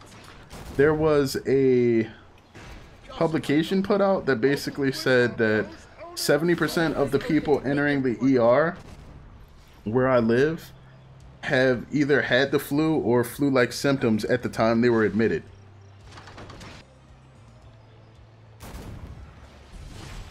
And people that have gotten flu shots have contracted some other form of flu-like disease that the flu shots are not preventing. So like everybody's sick. It's just, I have no idea what it is, but people are sick and you can't get away from it.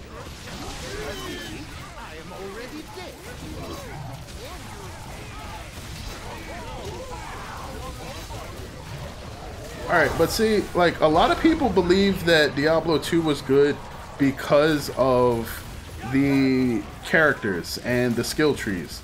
That's not the case. Like, skill trees can still be done bad, and, like, your abilities are only as good as the way that they're actually programmed and implemented. So I think that people give Diablo 2 credit for things that it did not actually do well. It may be the flu or it could be something else. I'm not sure. But, yeah, like, I think, like, a lot of the ideas in Diablo 2 were excellent, especially for the time that it was created. Like, there was just nothing else that could even come close to comparing. And I played some of the other action RPGs that were created around this time, like the Fate series, and I had fun with those. But I don't think they have nearly the longevity or like the overall appeal that Diablo 2 had. Our barricades are under attack. Hey, what's going on, Finn? Welcome back. Oh, don't get blown up. The crap. I did not know that there were grenades behind me. I got wrecked. I thought I was stepping out of the red circle, and secretly I was stepping into a red circle. The Grenadiers out-judoed me. Whoa, those are some fast mages. They're also now dead. But yeah, like I think what Diablo 2 ultimately did better than any other RPG ever was Diablo 3 didn't even start with the cow level. They had ponies. And I'm pretty sure that was just created to the backlash of everybody talking about, like, you know, everything not being tainted with gray. But no, like, my entire point is just that Oh crap, we're not gonna get to that rift. Well, maybe they will. We'll see. Diablo 2, by far, over the original game and the expansion, did some of the most amazing things with itemization in a game that has ever been done, at least prior to Path of Exile existing. Path of Exile literally built upon the idea that by allowing itemization to be like open and extremely customizable, players could do like really ridiculous, amazing things. And for the most part, they've been right. Like a lot, there've been very little that the devs have had to, I guess, nerf things in Path of Exile.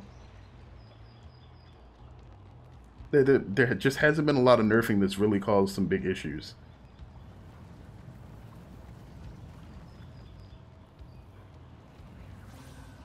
I protect.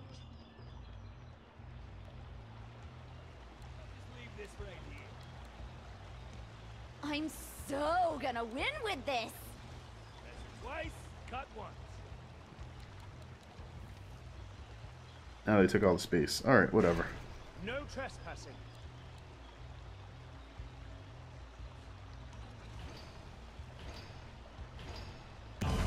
Yeah, no problem, Nils. If I get space, I will definitely let you hop in the game. Only when properly relieved. I have not played a lot of Dungeon Defenders 1 personally. Dungeon Defenders 2 I actually like. Dungeon Defenders 2 is basically a similar take on tower defense as Orcs Must Die, but the difference is that whereas Orcs Must Die focuses a lot less on RPG mechanics and is a lot more action oriented, like all of the progression is flat, the damage increases are very linear, and there's not a ton of customization. Dungeon Defenders does the exact opposite. There's a ton of customization, it's heavily stat based, like there's just a lot of RPG features in the game that you cannot get around or change, and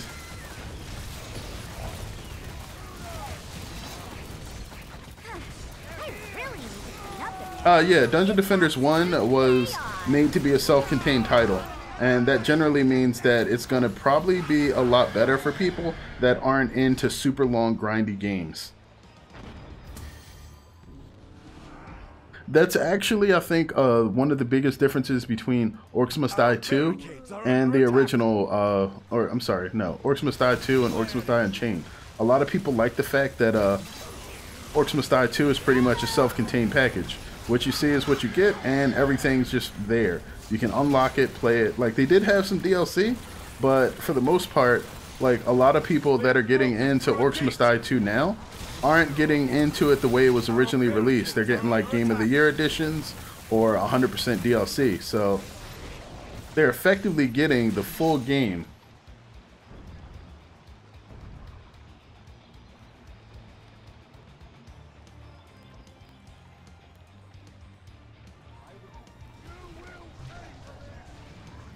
Wait, what do you mean one viable strategy for... Wait, people do realize that in Dungeon Defenders, like, you have a deck of characters, right? It's not like you have one character at a time. If you have unlocked 8 characters and you have 8 characters in your deck, you have access to all 8 characters' towers, and you can fight with whichever character you want. An unstable rift is opening. Quick, destroy it. No trespassing. Presto changeo! And our heroes destroyed the unstable rift, and there was much rejoicing. I think that with Dungeon Defenders 2, the biggest issue that it has is that it was so different a game than the first one that people didn't really know how to approach it. Like, there was definitely a ton of stuff that I literally did not understand going into that game that just would have made the entire experience of learning it significantly better. Boss minion defeated. Oh crap, yeah, he got hit with a fireball while we were dancing.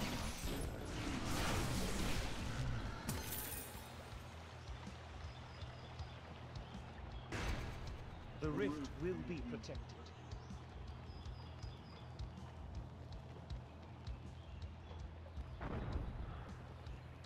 I will quit my post only when properly relieved.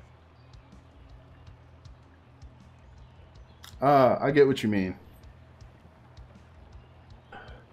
Well, alright, see, here's the issue that I have with the entire tower defense genre as a whole.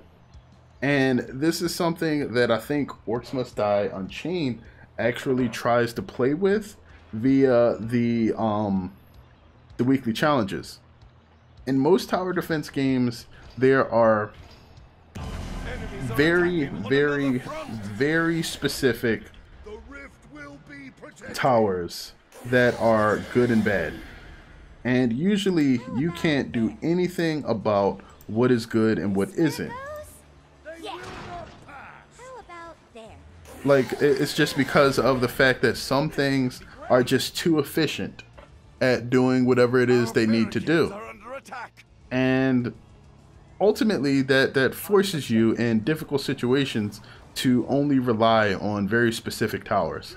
Now, what Orcs Must Die generally tries to do is, with their weekly challenges, abilities, items, and traps that normally may not get used that much, they create situations in which they become way more useful.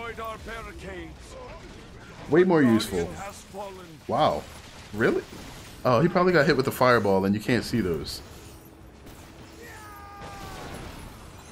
Another invisible fireball.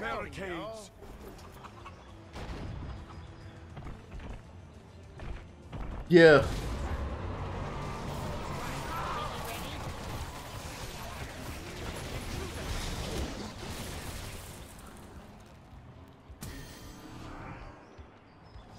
Wait, where's this guy going?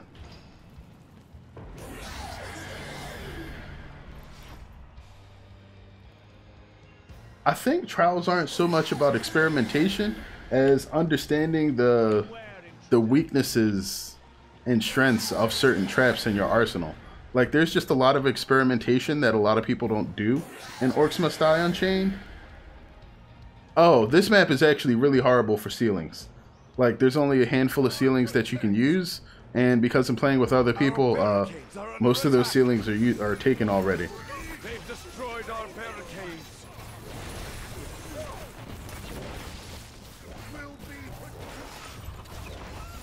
I'm so out of here. They've destroyed our barricades.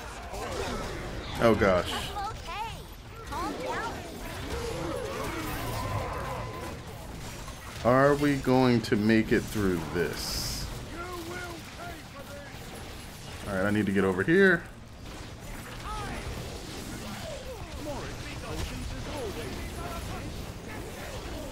So, I'm not sure if you guys can really see what I'm doing here, but, ooh. Let's do this then.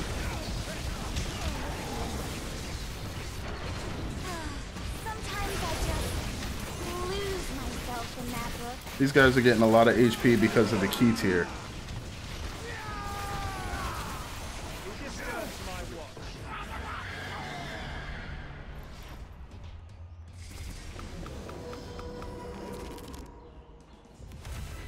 Wait, is X-Morph the name of the game?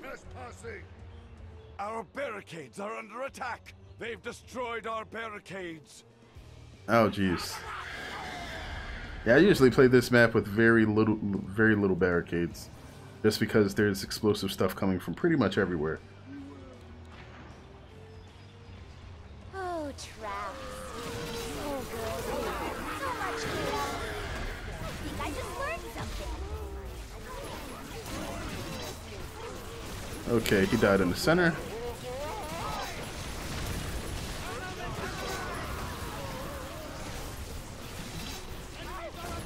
Yeah, you can chill in the river for a little bit.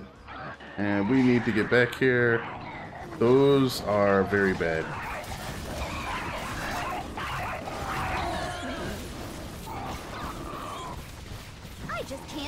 Look down. A guardian has been defeated. Oh crap. This key is like level 4 or 5.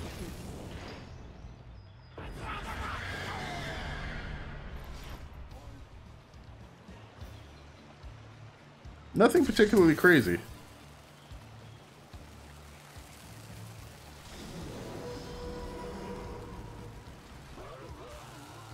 I'm so gonna win with this. No trespasser. I think this should be enough to still take those out. But yeah, like what I was basically just trying to say is that the weekly challenges for Orcs Must Die Unchained basically give people more chances to see the differences and the traps available in the game without actually having you take them into a bunch of maps and just experiment with them personally. Because unless you can create a situation where experimentation is rewarded for the player, or at least not going to be an extremely suboptimal situation,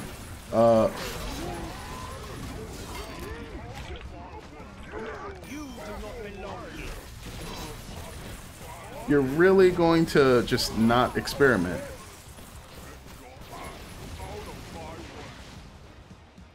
And I don't really think there's too many tower defense games that actually encourage experimentation. Like, the closest thing that you get in Orcs Must Die outside of the Chaos Trials would have been combos. That was really the only thing that forced people to actually, like, test out things in the game before. And if you're not going to make that an important part of actually achieving anything, then they really don't matter. Other than people that are aiming for the leaderboards. Like, I can guarantee that, like, everybody and their grandma would have been fighting to learn about, like, combo mechanics if, as part of unlocking something or leveling up your traps, you had to reach, like, a certain score threshold on certain maps. Woo! I love this chapter. They will not reach the rift.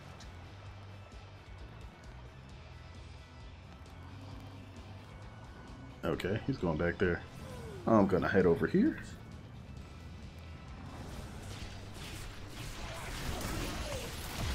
One of our guardians has fallen. Actually, if you can make it to tier 10 or 11, that's pretty good. I think they expect most keys to fail somewhere around tier 7. Yeah, man, we play games to have fun, not to judge people.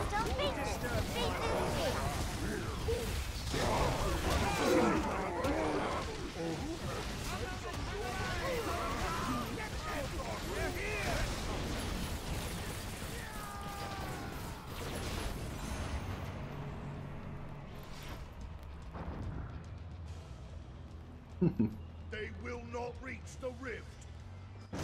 Watch out! An unstable rift is opening. Get to it and destroy it. I like how I start running towards the enemies and then the rift decides to open up on the completely opposite end of the map. Like, yeah, here you go. Good luck with that.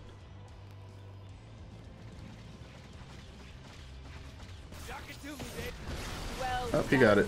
The unstable rift has been destroyed.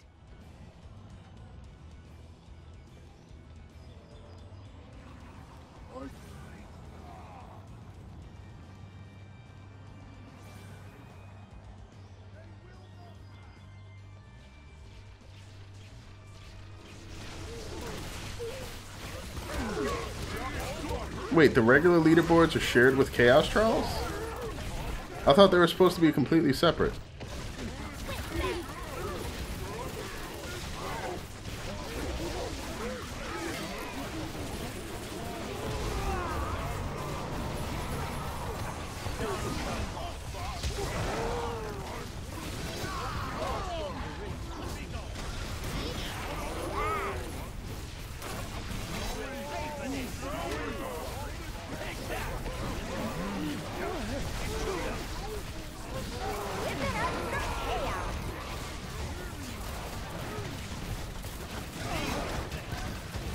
Alright, got it. Nope, not the last wave. We got 2 waves to go. You don't need tier 7 traps to continue your keys. Like, I mean, actually completing the keys is kind of how you're expected to get there. Like, I don't want people to be afraid to lose in this game, because it's really not the worst thing that could happen. 16,000? How many Guardians have we placed? Holy crap.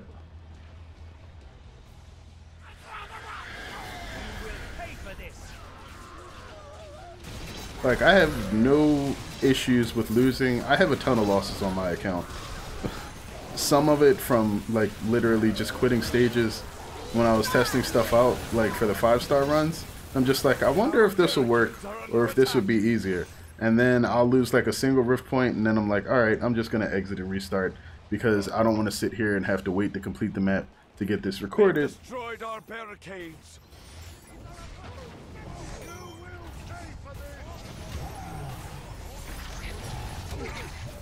Yeah, we're gonna have to kill you, and then we're gonna suck everybody in here.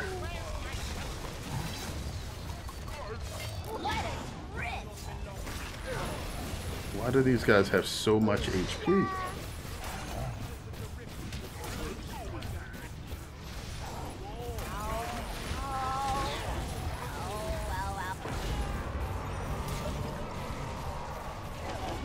Oh crap. No! Last moment. I knew it, one of the mages got in.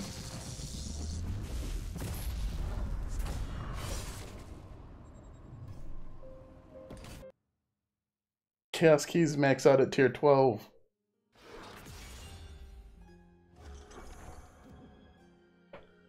Oh, 5 rift points. Strikes again.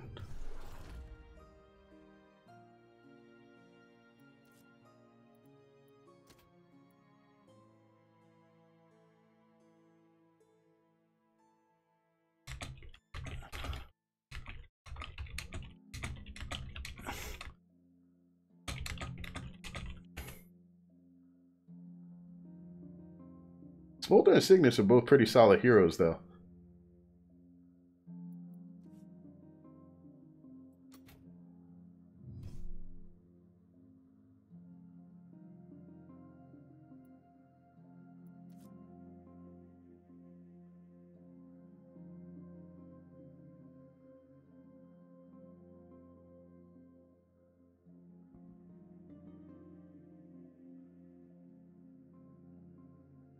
I mean, if you're looking for more efficient coin, or just to be more powerful, then just continuing to play, or using, or leveling your traps is definitely a good idea.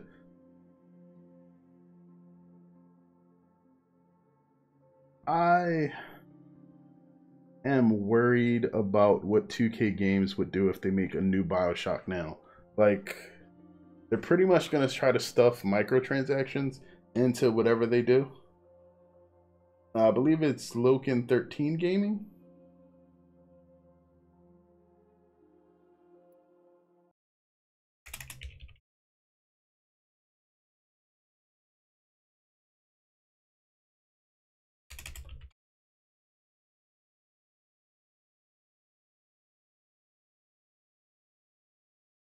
Drag and drop.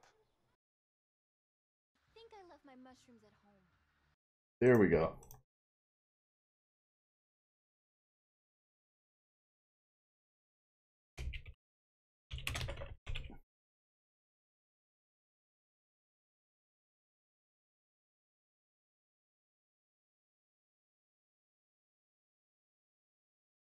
There is no crossplay on Orcs Must Die Unchained.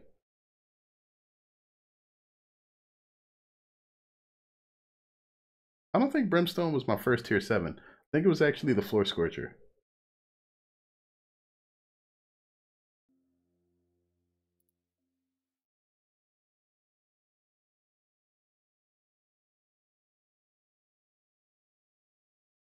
Alright, actually, I think for me that's probably going to be all I have in me right now.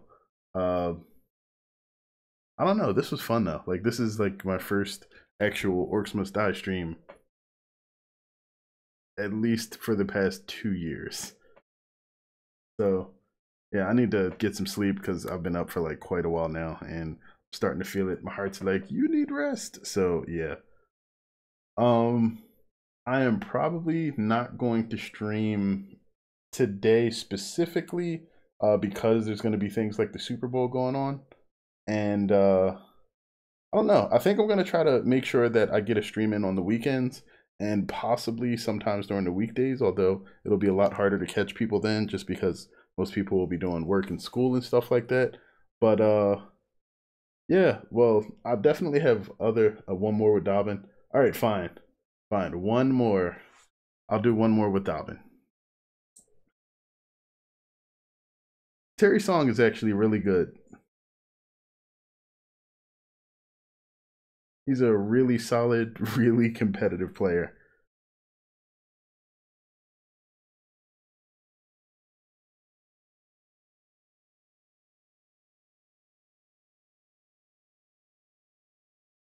Oh, somebody's doing a tier 12 chaos trial on Twitch.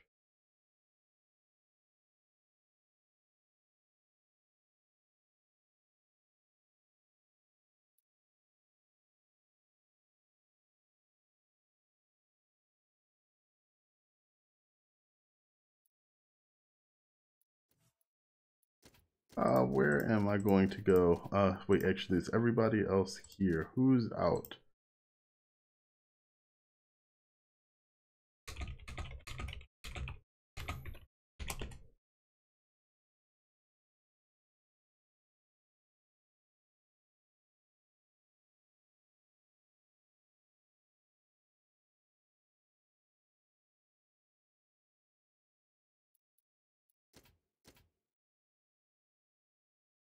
Okay. Of his are better than theirs. Look, I mean, everybody can learn things in different ways, and some people are better at learning from different types of people. So, ooh. Additional Cyclops shamans and additional mountain trolls. This is probably going to be the hardest key ever just because of that.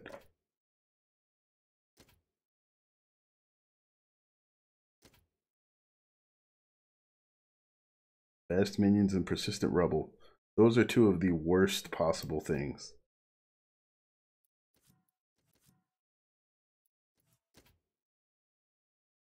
Celebratory dance and physical armor on Gates of Thorgvad. That's like the worst possible place to ever play Dobbin, especially with those mods. No, I mean, it's not about who's the better streamer. It's just, I'm just saying, like, no community is ever hindered by more information. Like, filtering that information definitely becomes a chore, yes, but as long as like there's some quality in the content, like the quality tends to float to the top once somebody like actually finds it. Rugged runners and spawn protection. Jeez.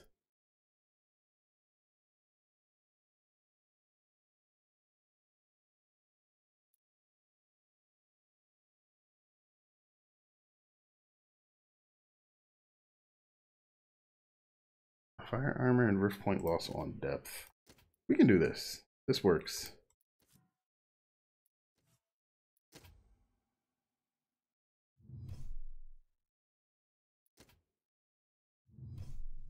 Okay, I am going to go with Dobbin. And we'll go with Sandal's Little Helper.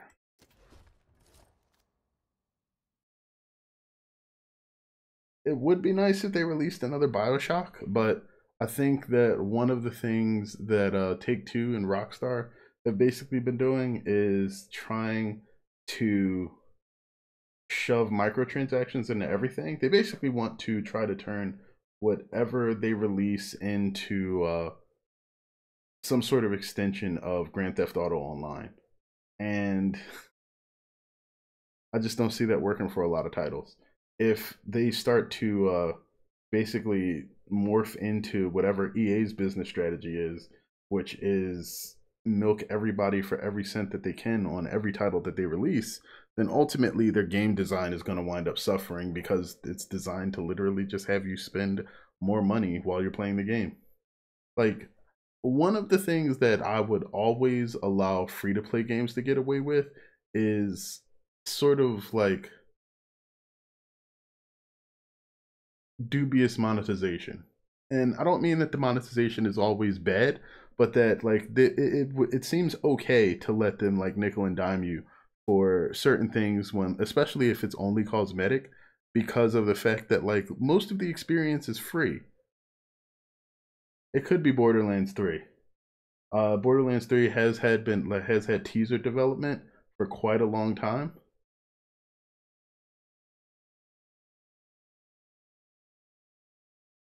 And I am actually a really big fan of Borderlands.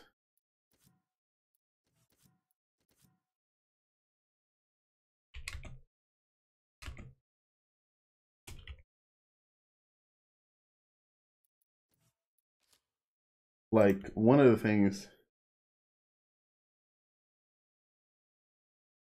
Now, that Aliens Colonial Marines 2 would be probably one of the most hated franchises ever after what Gearbox did.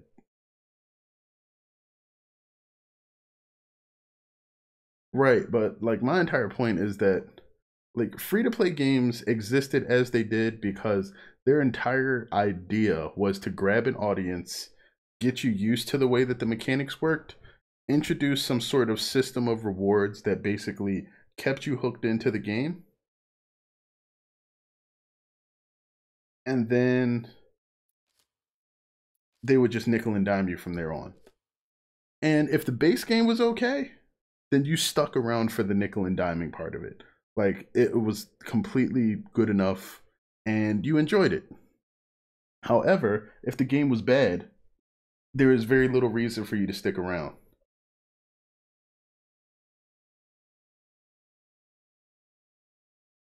So this is probably not going to be a very popular idea, but the only thing I liked in Borderlands 2 was the story. Like, the actual mechanics for the game felt very flat after the first difficulty level, and I think well, I have issues with the way that the scaling worked in the game.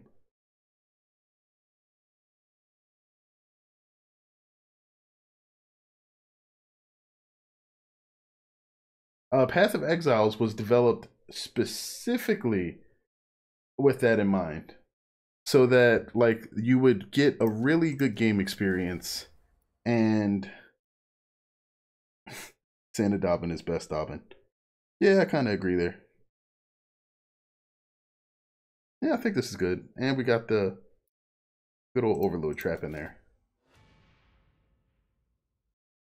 I think that a lot of people hate on Borderlands the pre-sequel primarily because of its story. Maybe that and the fact that all of the voice acting is done in Australia. What? Server connection lost. Like, I don't know if anybody dislikes the Australian voices or what, but it seems to get way more flack. Because I actually like a lot of the actual mechanics in the pre-sequel are really cool, especially for a Borderlands game.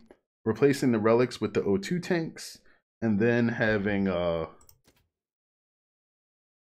what the like the trees for the characters I feel are really interesting. Now server connection lost. Okay.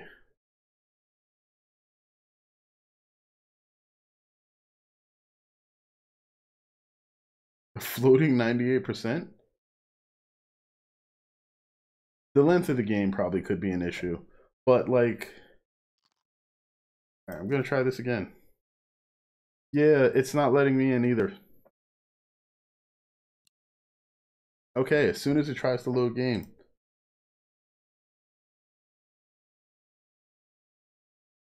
Well, that is an issue with the pre-sequel. The lack of like, there's really no in-game stuff in there. But like, I feel like all of the in-game stuff in Borderlands 2 was literally all exactly the same.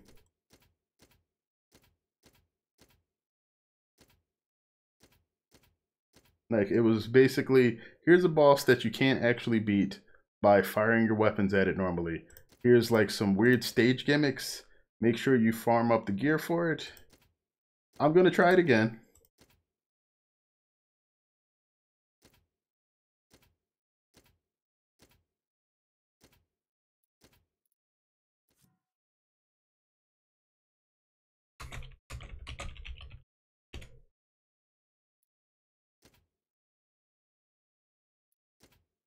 All right, let's see what happens this time. Hey, look, I'll have plenty of time to sleep after this. I do feel like there was like some sort of fine line that Gearbox walked with the first Borderlands game, and I still would argue that pacing-wise, the first Borderlands was probably the best game in the series. Like, not only was the enemy scaling and the gunplay and everything else really solid. Well, this is the thing. The first Borderlands game, all of the guns made sense. The second Borderlands game, like, what they did was they wanted to... Alright, so since we were talking about Diablo 2 already, Diablo 2 had this idea that you should always have junk drops of some sort. We want Dobbin, right? I don't own Shadow Warrior 2, but if I did, I probably would play it a bit. Yeah, that's what we're using.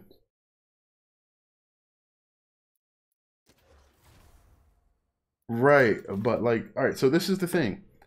Diablo 2 had this idea that there should always be junk drops. So you're always going to have like junk potions, like crap potions that were like beyond, like below the level that you needed. You were always going to have bolts and arrows. The crossbow bolts and the arrows, only literally one archetype of character could use or need it, but they dropped pretty often. And like, this was part of the whole loot explosion idea, that even when you killed a ton of enemies and they dropped a ton of stuff, a lot of it would be garbage.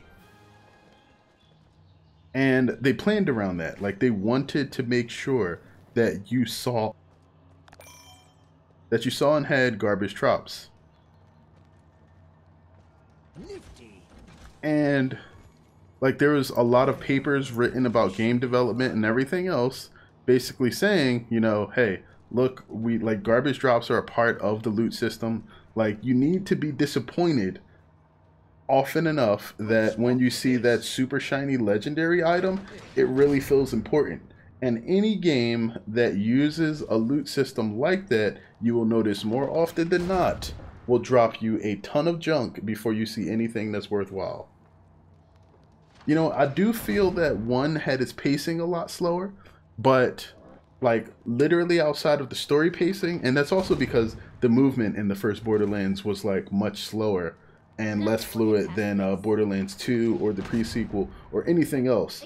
But I mean, it came out on like what? PS2? Like, it was multiple generations behind where we are now. Oh man, Sanctum is like one of my favorite games. Has opened a minion portal. Well, so the earning good weapons instead of finding trash thing was something that Destiny tried to do, but the problem is the thing is, if people see a very small amount of items drop, then they basically feel that their time is being wasted and that they're earning things too slowly. So by giving them a lot of drops at once, hey Juice Bags, what's happening, man?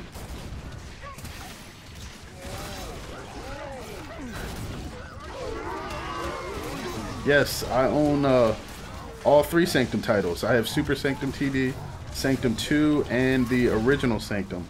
I've played through most of the maps on the original Sanctum, but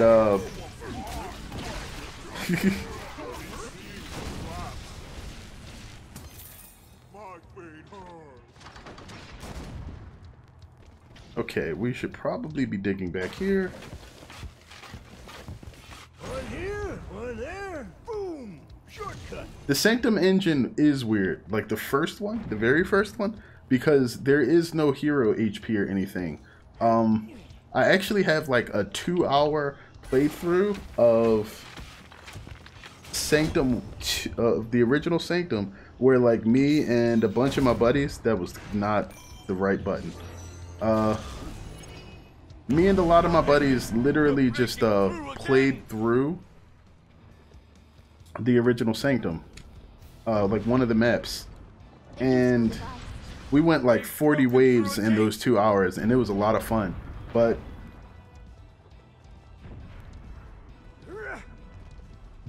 Sanctum 1 has like this weird idea of damage where after if you take damage from something, you have like a knockback amount that gets attributed to your hero. And the more damage that you take in rapid succession, the further this knockback becomes. I wound up at a point where I shot a rocket at a large group of enemies that slowed the game down for a moment, and all of the enemies wound up hitting my hero at once. And I got hit so fast that it looked like I teleported off screen, and it immediately made me teleport back onto the map because I was gone. Like, it was probably the funniest thing I had ever done while playing the game, and nobody knew what happened until I went back and looked at the video. Like, I was just gone. Golden opportunity, eh? Good spot for this. But yeah, I like both the Sanctums, but like overall, I think the first Sanctum does seem a bit more polished. The second one just seemed like they wanted to add a lot more gimmicks. Oh man, the Shadow Warrior gems looked interesting, but also like they were probably unbalanced. And oh crap, we're gonna have a whole lot of problems over there in like 2 seconds. Our barricades are under attack. Those barricades are gone. Destroyed our barricades. No.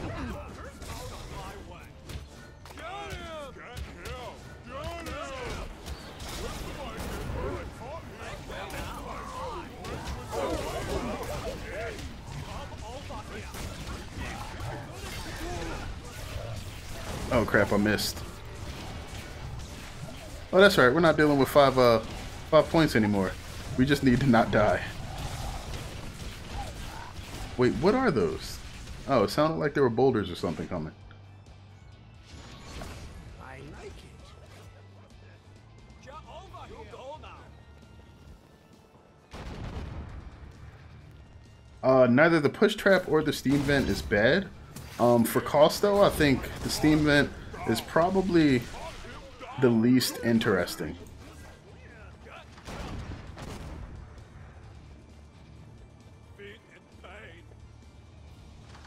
Good spot for this.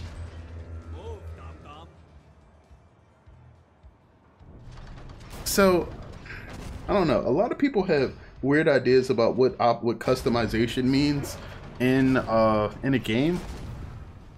And for me, customization ideally should be something like what actually. An unstable rift is opening. Destroy it. Crap, can't place anymore. Customization should be more like what Path of Exile skill gem system is, unless just min-maxing like bonuses on a weapon or item.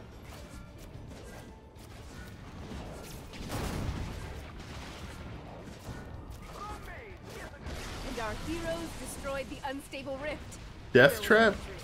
You know what? There's a few tower defense games that I've meant to pay attention to that I think Death Trap is one of them. That just look like really amazing that for whatever reason I have never gotten a chance to play or actually like bought recently. Okay, where's the real one? Because you need to go. Oh, somebody got him.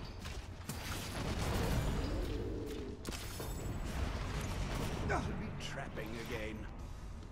Good to be trapping again. Push trap.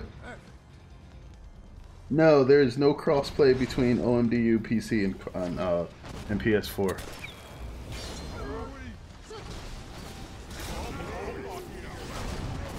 It would be a great idea, but I don't think the game was built with that in mind initially.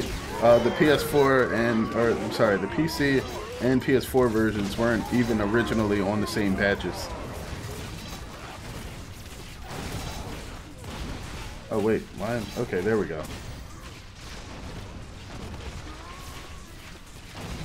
Right, and that's valid. Like, steam vent's not particularly amazing, but it also makes... Oh, wow.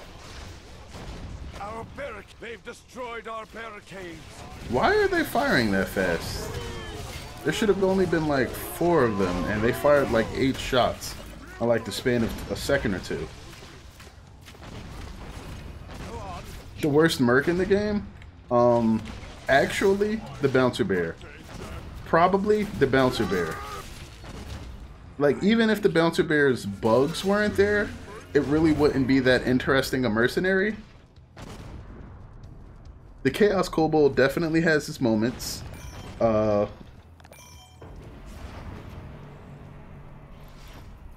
the Bouncer Bear is like... A boss is on its way. No, if you want to hear a tragedy about porting, like especially recently, just listen to anybody that has ever picked up PlayerUnknown's Battlegrounds for Xbox. That's like tragically bad. Hey, what's happening, Gold Seraph? Our barricades they've destroyed our barricades. Yes, Buggy Bear is probably the most apt name for him. As you can see, he's literally just dancing on barricades. I had one game that I don't think was recorded, but like, actually, it may have been. Okay, they didn't run into any important barricades. Let me go kill that guy.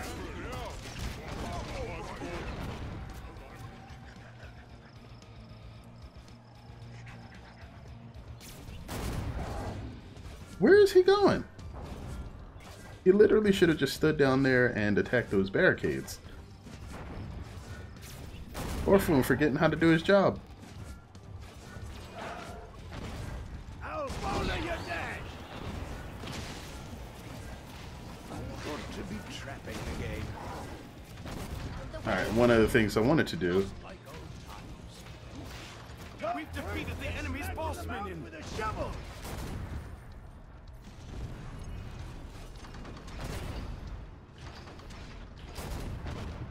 No, can't do any of that. Okay. Rude, but effective.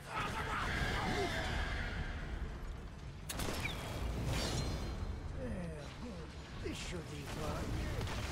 Our barricades are under attack. So I actually need to sell one of those and can probably make it better. Shiny.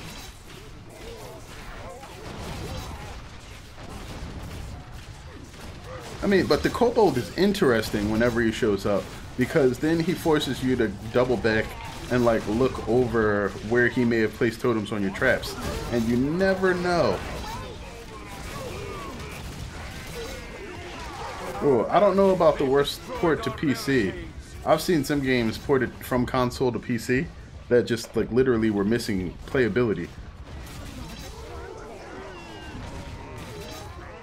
No problem. Have a good one, Nels. Oh.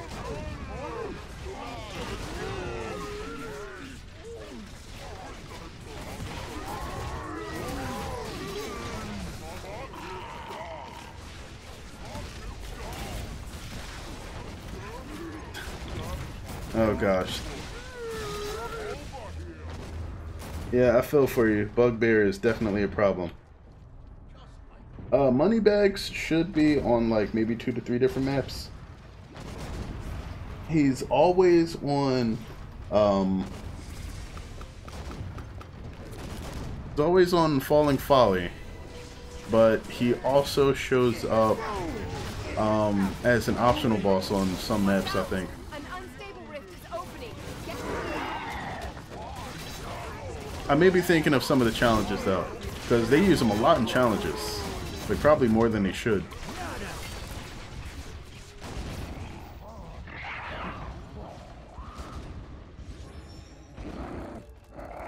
Oh, nice.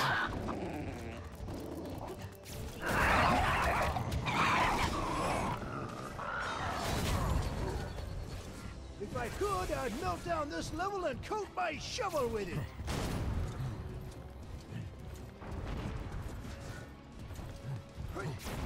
Well, yeah, he's an omniboss, but he's also in the one weekly where like all of the enemies just come out of unstable rifts in the Academy sewers. I don't even remember the name of it.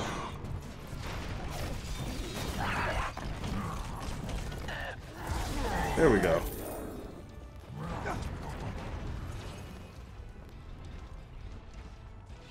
Have a flash in your bed. Just because you got A-list money behind you does not mean your people know how to code.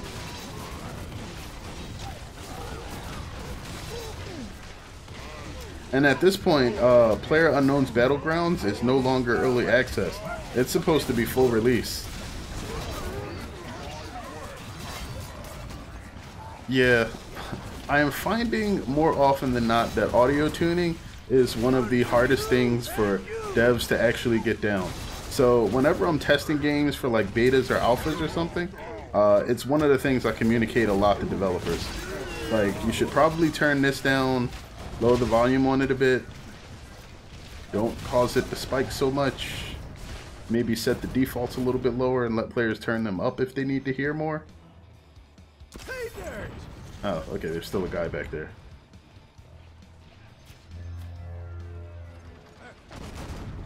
Let's actually move you, and oh, they put those up there. Okay.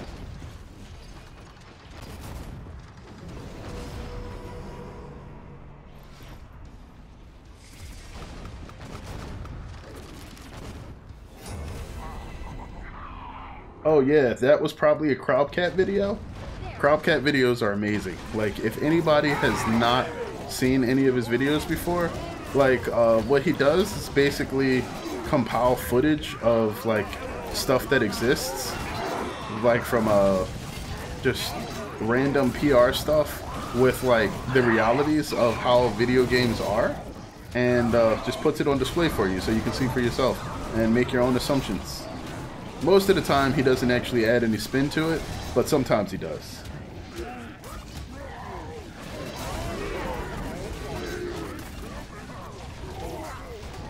I don't think I've ever seen or played Mindjack myself.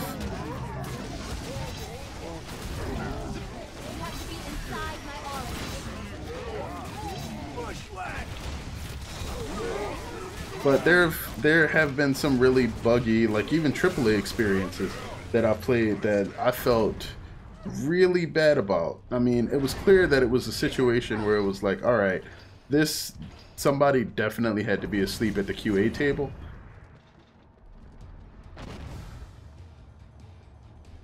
Yeah. Actually, one of the videos that Crowdcat did, I'm not sure. I don't know what that particular person is gender-wise, but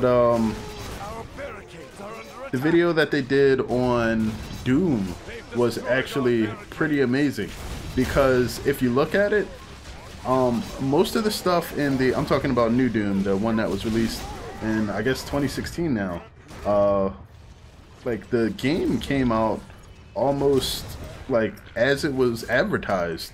Like most of the effects and everything was already in the game. I'm actually not even doing that much interesting with Dobbin. Like, he's really supposed to be all about like using the tunnels to move around and then slowing enemies through the tornado to generate extra money. The dynamite's like the most useful AoE attack that he has, but it doesn't do a lot of damage. It will make you a lot of coin though. If you play Dobbin solo, most of what you'll wind up doing is just earning a bunch of money and building traps faster than any other hero has the ability to do on their own. Oh, this one's not as good. That's kind of scary. Ride to Hell, from everything that I've seen on it, because I haven't played it, but it is like some sort of satanic ritual turned into a video game. Like, it's pretty bad. This is the final wave. The boss minion has entered the battlefield.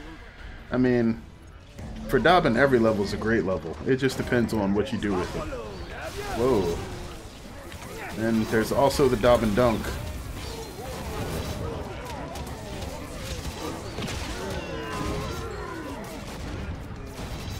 Like, the best thing for me to do with Dobbin is literally just to jump into crowds of enemies and dunk on them with dynamite.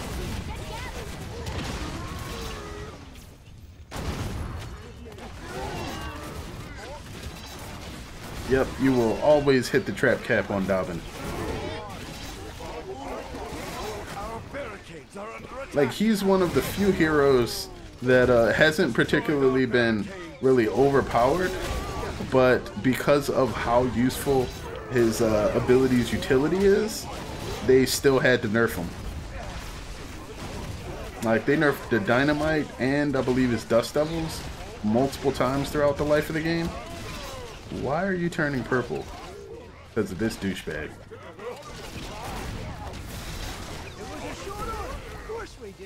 And he's just sitting there in front of my victory screen. I'm probably not like... Alright, I will say this.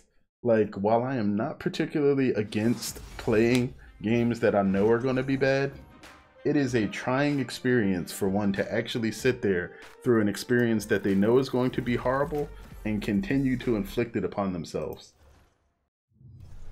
I'm pretty sure, yes, this is Dobbin nerfed. He actually used to be able to get way more coin faster.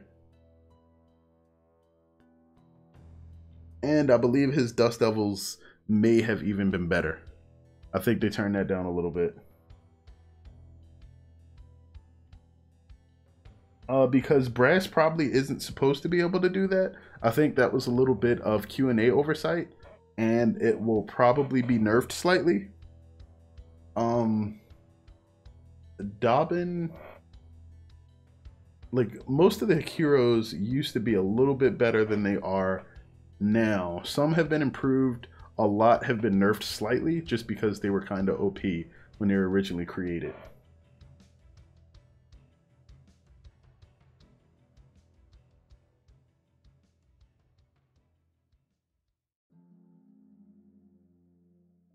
Oh, Bianca used to be the best character in the game. Now she is a slightly smaller truck. Yes, she still hits ridiculously hard, but the issue with Bianca is and always will be her speed. Like, a lot of people didn't think she really needed to be nerfed, and I personally would fall into that crowd. I don't think she needed nerfs, but I think, like, the developers are always afraid of, and this doesn't even just go for this game. Whenever you have a game that introduces a competitive like way of playing it, there's always a situation where the developers are afraid of stagnation, because what happens is if you see everybody going into the game with the same 3 heroes, and if people are always winning playing the same 3 heroes, then what happens is everybody eventually figures the only way to win is to play those same 3 heroes. Bianca's speed isn't what makes her good. Bianca's speed is what makes her difficult to use.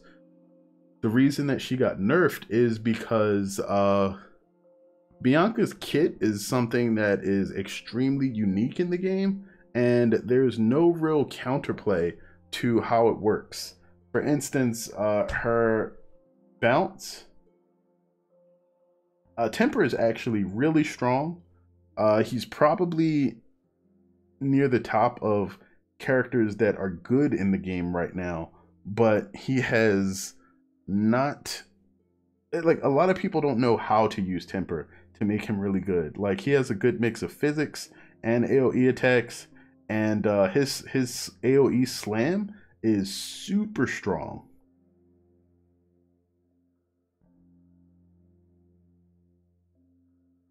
Like, the issue really with Bianca and why she's good has nothing to even do with the amount of damage that she deals. The issue with Bianca is literally just the fact that both her Q and her E, her 3rd and 4th abilities, are both crowd control by default. And they both have upgrades that basically allow you to use them more often or to crowd control better than they already do. And because the bounce is a form of knockup, which there's no, well, originally there was no defense for in the game. They had to nerf it because what it turned into was a 7-second stun, and nobody in the game had anything nearly that powerful. You combine Bianca's bounce, which was about 7 seconds, with Ivy's original reach of roots before she got nerfed, which was about another 5 to 6 seconds. No, they changed the weavers too. They nerfed the bounce to be a slow after they come back down rather than a stun. Yeah, Barzarel, Barzarel. It was exactly the same case with Aziel. He was very tricky to use, but when you figured out how to use him and what to do, he became really powerful. What they did was they changed him to make him Roblox stream. I don't even get what that's supposed to mean. I mean, that might be just me being unfamiliar with Roblox, or me being out of touch with memes, which is 100% going to happen.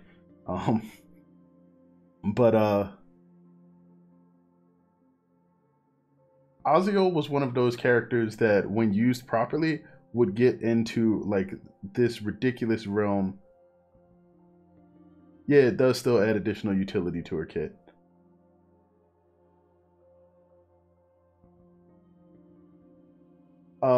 Ivy, Bianca, and Tundra. Dobbin was for people that didn't play Tundra or one of the other two. Like, Dobbin was good, but you should always have played Tundra if somebody picked Dobbin, because the extra coin really didn't matter as much as the crowd control. Aziel's still good. I think there are still people requesting changes. Ivy is still one of the strongest heroes in the game, and I don't think they can really do much to make her worse. But yeah, Beast Creeper's exactly right. Ivy shines better in teams. And it's mainly because her kit isn't made to deal damage outright. But if you want her to deal damage, once you hit her 4th Weaver at battle level 10,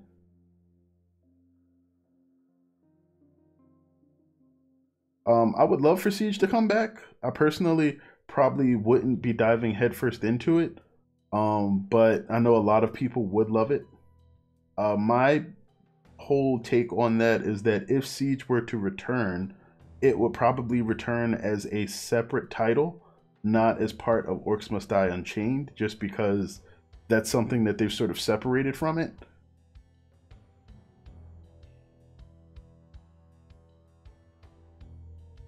Yeah, Ivy's pretty much unkillable as long as you pace her properly. Like, unless something can one-shot you, you can pretty much live forever due to her heal.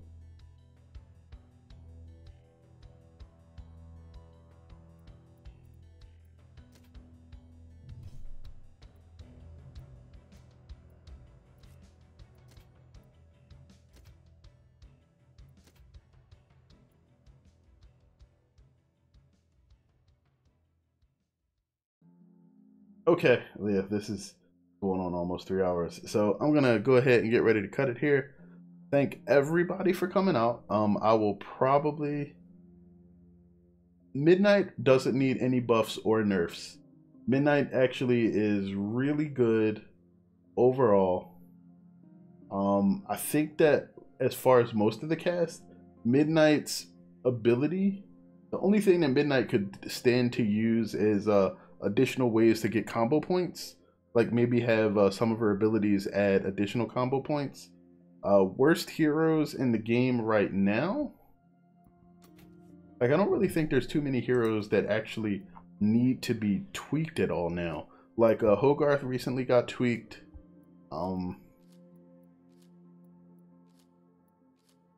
would say hands down, if I had to say who was the worst like heroes in the game right now, it'd probably be Gabriella and Smolder.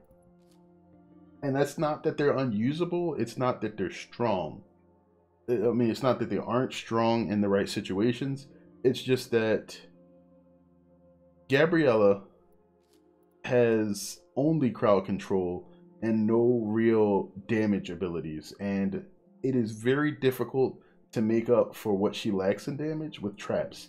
Smolder has literally only one crowd control ability and is the worst option for her. Everything else she has is actually pretty solid.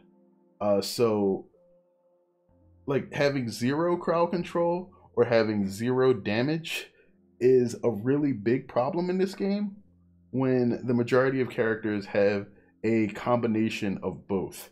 Like even Dobbin has a slow in addition to that, but he doesn't deal much damage. But even though Dobbin doesn't deal a lot of damage, he has area of effect attacks. So it sort of makes up for that. His attacks can be used somewhat rapidly too. Gabriella's can't. Smolder attacks in an area almost exclusively with everything except her primary attack. What's happening, Snap? I'm actually going to be out of here in a couple minutes.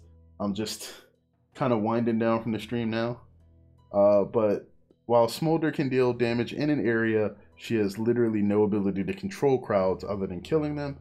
And once...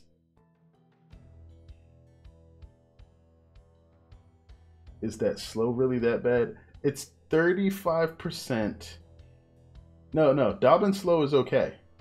Dobbin slow is good. Dobbin slow, it can be triggered repeatedly and has additional benefits like being able to generate money, and you can add damage to it if you need to.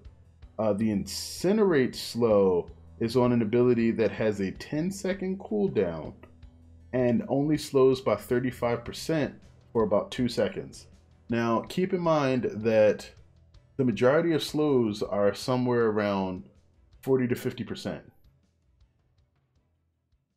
And the alternative to Smolder having the slow on Incinerate is you just not having to spend mana while setting people on fire. And Incinerate only works for Smolder if enemies are on fire already. It's just that it's extremely conditional. You need a lot of other things set up, and then only when those conditions happen are you able to slow enemies. And it's just like everybody else. If I have crowd control, I push the button, crowd control happens. Granted, if you're playing Smolder, you're already going to be setting things on fire, but one of the biggest things that she needs to be able to do is kill enemies.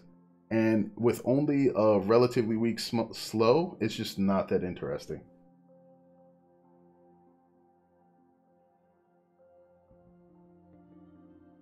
Yeah, but Brass could do the same thing that Smolder and Cygnus could do without either of them there.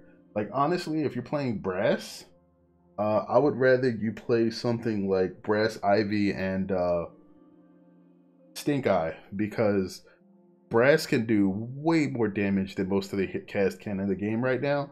And if you have any sort of serious crowd control backing her up, she would destroy everything. The pylon should only affect traps, not any sort of totems. Brass's turret, I believe, should basically count as a player totem. So it should not be buffed.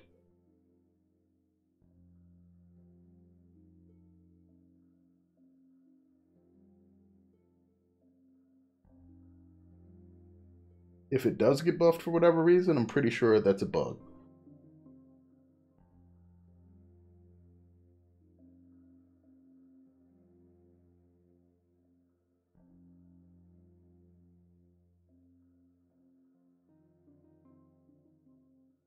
So,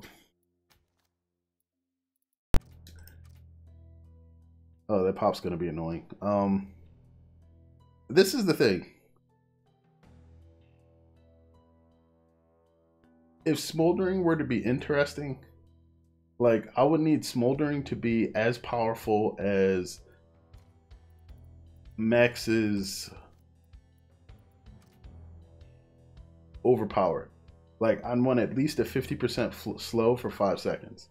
What this would do is it would give you a really powerful slow that you could trigger on all of the burning enemies at the cost of, you know, you stopping and using her ability. So you would have a significant reason to make sure that you were spamming Incinerate over just looking to burn enemies for damage.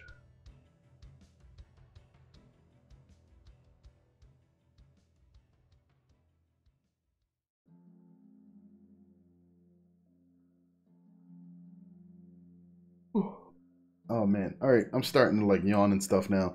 So I really am going to cut this out now. I will probably try to do maybe one stream a week to start out. I think that's what I'm going to try to do. I'm probably going to focus on trying to get it on something like Saturday nights into Sunday mornings, kind of like what we're doing now. So if you guys did enjoy this, feel free to let me know. Leave a comment on either the VOD when it's done. I mean, most of you guys are chatting now, and it's been great. But yeah, I'll probably see if I can do this again next week. And I don't know if we're going to start with Orcs or we'll do something else. You know, we might sort of mix it up a bit, but I will be up for whatever, and we'll see what happens then.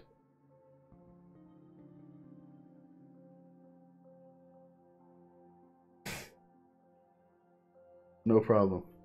We can talk more about the heroes and everything next week. If you guys have questions, feel free to drop them under like one of the community polls that I have on the community channel. And maybe that's actually, I'll do that after this stream cuts out. I'll go ahead and put up a community vote. If you guys are subscribed, you should see a notification about it. Just what would you like to talk about for next week's stream? And we can start getting everything ready for that. Other than that, you guys have a good evening or a good day wherever you are on your corner of the earth.